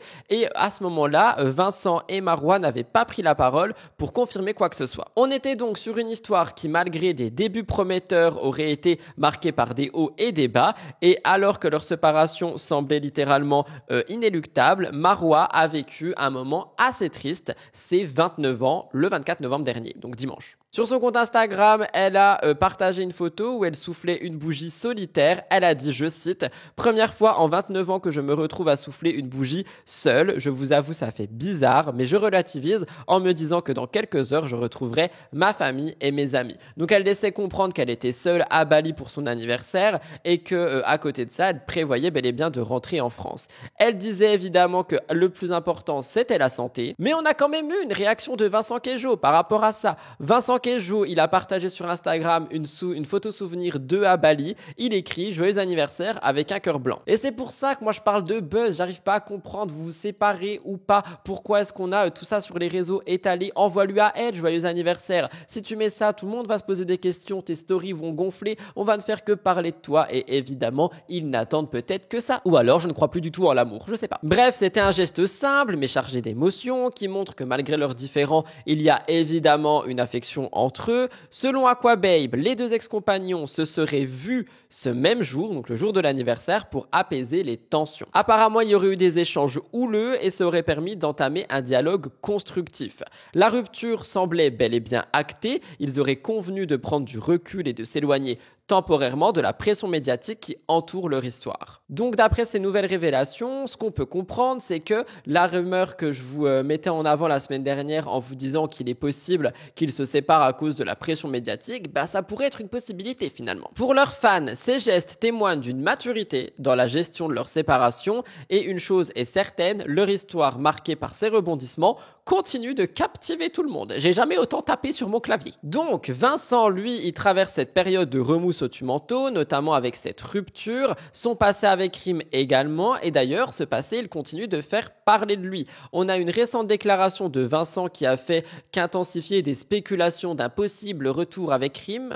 Alors perso, moi j'y crois pas du tout, mais il y a des internautes qui croient dur comme fer que dès que Vincent sera célibataire, il retournera vers Rim. En fait, il a partagé une vidéo sur les réseaux, il évoque avec émotion la relation qu'il entretient avec son ex-femme, il assure qu'il sera toujours présent pour Rim, peu importe les circonstances ou la distance. Il dit « Elle est et restera la mère de mes enfants, je ne suis plus amoureux d'elle, mais j'aurai toujours de l'amour pour la mère de mes filles. » C'est une déclaration qui est sincère et qui évidemment a alimenté des rumeurs. Encore une fois, est-ce que ce n'est pas ce qu'il cherche? Je vous laisse regarder. Rim, demain, elle m'appelle en pleine nuit. Et c'est arrivé il n'y a pas longtemps. Elle a une galère. Elle me dit, Vincent, j'ai une galère. T'es où? Dis-moi ce qu'il y a. Il n'y a pas de... Je cherche pas à comprendre. T'es où? Dis-moi où t'es. Même si j'ai le seum, même si tout, je vais lui dire au téléphone, je lui dis que tu me casses les coups, t'es où? Direct. Et ça sera pareil toute sa vie. De son côté, Rim, elle semblait avoir tourné une page définitive avec Vincent. Donc les internautes, ils se posent des questions pour rien. Avant cette histoire de rupture avec Marois, Rim avait justement parlé de ça dans un épisode de podcast. Elle dit « Je veux m'éloigner des gens toxiques, m'accomplir pleinement en tant que femme indépendante. » Et justement, elle disait qu'elle était confiante par rapport à elle et elle voulait se prouver à elle-même qu'elle était capable de tout réaliser seule, sans dépendre de qui que ce soit. Mais vous le voyez, il reste quand même proche en tant que parent et ça c'est quand même quelque chose qui est louable, ce n'est pas forcément donné à tout le monde et du coup Vincent lui tente de tourner la page avec ses ruptures consécutives et malgré l'affection qu'il porte à Rim et que Rim lui porte certainement encore, il n'y aura pas de retour en arrière, il faut arrêter avec ça. Ensuite, le 25, donc lundi, on a Marois qui a pris la parole dans une série de stories publiées sur Insta. Elle aborde son état d'esprit, elle dit ça fait archi longtemps que je n'ai pas parlé comme ça, tout simplement parce que avec ces derniers temps c'était pas le top pour moi, mais ça va un peu mieux, c'est pas mon best birthday que j'ai passé. Malgré les épreuves, elle tient à remercier sa communauté pour les messages bienveillants qu'elle a reçus et pour marquer le coup, elle a notamment eu une soirée organisée en son honneur. Elle dit « Je m'excuse pour mon absence prolongée, mais j'ai besoin de me recentrer, de trouver un peu d'intimité, ce qui ne tue pas nous rend plus fort. » Donc évidemment, elle semble quand même touchée par la situation, ce qui est totalement normal, on va pas se mentir, mais voilà pour les nouvelles de Marois. Elle a aussi annoncé son retour imminent à Paris. Elle a dit qu'elle avait hâte de rentrer, que ça lui ferait un bien fou. Elle est déterminée à tourner la page sur ces moments difficiles. Elle montre une certaine force remarquable, on va pas se mentir, qui d'ailleurs a beaucoup été soulignée sur les réseaux sociaux. Ensuite, le même jour il me semble, on a eu Vincent qui s'est livré sur un live TikTok. Il parle notamment de ses états d'âme. Il répond à la curiosité des internautes. Il dit les plateformes me permettent de penser un peu à autre chose. Évidemment, on gagne de l'argent sur ces plateformes, notamment TokTok. Pour Vincent, cette activité, donc les lives, s'apparente à une forme d'échappatoire. Il a soigneusement pesé ses mots, mais il n'a pas caché que la période était loin d'être simple. Il a dit « La vie n'est pas facile. Je ne dis pas qu'en ce moment, elle n'est pas facile. Je dis pas qu'elle est facile. » Waouh, c'est très mystérieux tout ça. Tout ça pour dire qu'il est dans un flou, quoi. Il a dit « La surmédiatisation de mon couple avec Marois ne m'a pas fait du bien du tout. » Et encore une fois, du coup, on est sur cette fameuse théorie de la pression qui aurait pu pu être ressenties par le couple médiatiquement parlant. Je vous laisse regarder ce fameux moment de live. De vous montrer que je suis bien.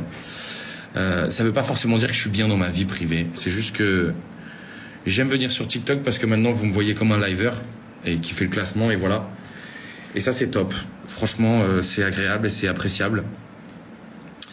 J'ai juste envie de profiter de ces moments pour un peu ne pas penser à ma vie parfois, parce que des fois la vie est pas facile, hein. Je dis pas qu'en ce moment elle est pas facile, je dis pas qu'elle est facile, mais je dis juste que des fois elle est pas facile.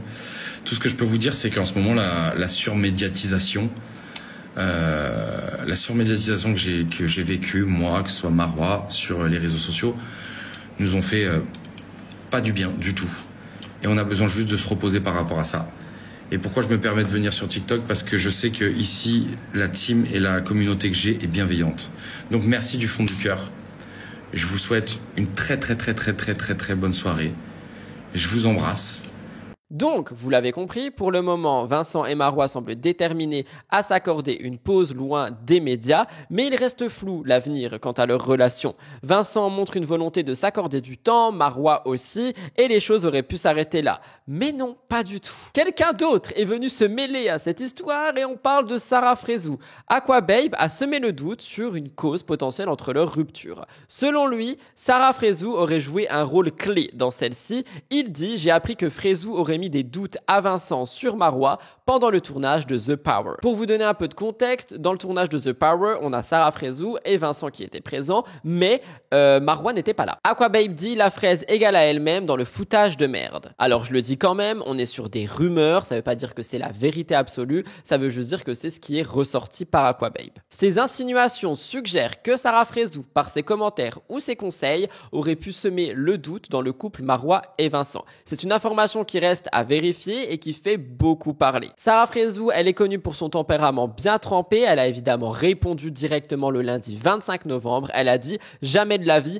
Par contre, et elle a confié avoir reçu beaucoup de messages qui l'impliquaient dans cette histoire, elle a dit « pas du tout, par contre j'espère bien qu'ils vont prendre la parole ». Elle ne veut pas être mêlée à ça, elle dit qu'elle n'a rien à voir là-dedans, elle espère qu'ils vont s'exprimer parce qu'elle est accusée de choses dont elle n'a rien à voir là-dedans et qu'il faut arrêter à un moment donné et c'est quelque chose qui l'énerve beaucoup. Et honnêtement, je peux comprendre, genre si en vrai Sarah elle a rien à voir là-dedans et que en plus de ça, elle est mêlée à ça, sachant qu'elle vit déjà ces histoires de tromperie à répétition, puisque Sarah elle a dit qu'elle avait été trompée 15 fois, hein. Je suis désolé, mais faut la laisser tranquille, la pauvre. Après, si elle a tout à voir là-dedans, c'est autre chose. Mais selon Aquababe, il n'en serait rien. Aquababe, il a dit, je cite, « Notre chère Sarah a décidé de glisser un petit mot à l'oreille de Vincent, un mot doux mais chargé de poison. Elle lui a murmuré des histoires un peu accadabrantes sur Marwa, insinuant que sa petite amie ne serait pas si fiable qu'il le pensait. Et ce n'est pas tout. Sarah, avec son esprit de détective, aurait affirmé connaître un certain jeune homme avec qui Marwa aurait eu quelques rendez-vous. » Alors, c'est quelque chose qui a donc fait beaucoup parler. Par rapport au jeune homme, il y a beaucoup de gens qui pensent que ça pourrait être Ahmed, étant donné qu'on les avait vus ensemble, etc.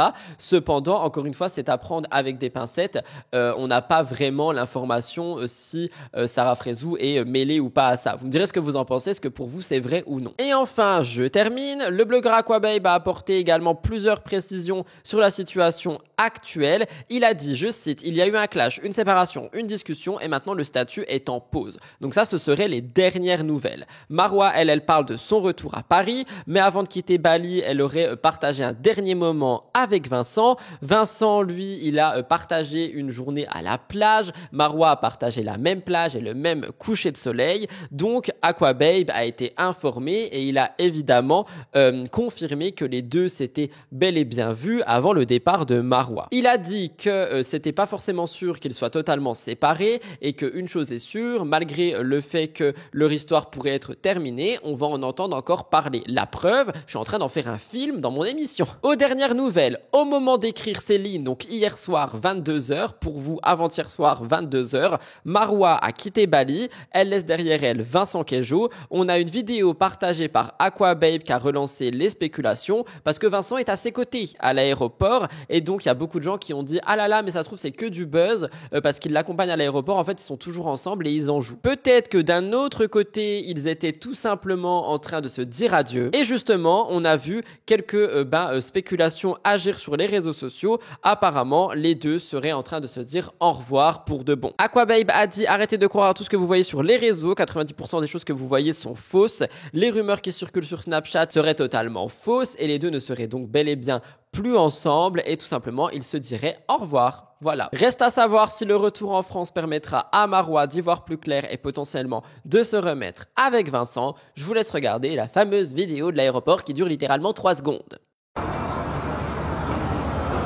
Vous me direz ce que vous en pensez. Moi, je vois quand même passer toutes ces rumeurs qui parlent de buzz, qui disent que leur histoire est tout simplement là pour faire buzzer, qu'elle est loin d'être terminée, qu'ils vont se retrouver, refaire du contenu et patati et patata, qu'ils avaient peut-être soif de buzz et que ça les a également dépassés et que par conséquent aujourd'hui ne savent plus comment réagir. Bref, on a beaucoup de rumeurs autour de leur couple. La question ici est vous en pensez quoi? Voilà tout le monde pour votre émission cette semaine, l'émission Mix the Tea qui, comme la semaine dernière, a été chargée en actualité. J'espère que celle-ci a pu vous intéresser et vous plaire. N'oubliez pas de liker, commenter et vous abonner si vous souhaitez me soutenir. Rejoignez-moi sur les réseaux sociaux ou sur la chaîne Rudy Koppel Replay pour plus de contenu quotidien. Je vous embrasse, je vous remercie d'avoir suivi cette émission. Je vous souhaite un très bon dimanche ou un bon début de semaine, suivant quand vous la regardez. Merci à tous et à toutes pour votre fidélité. Bye guys, love you.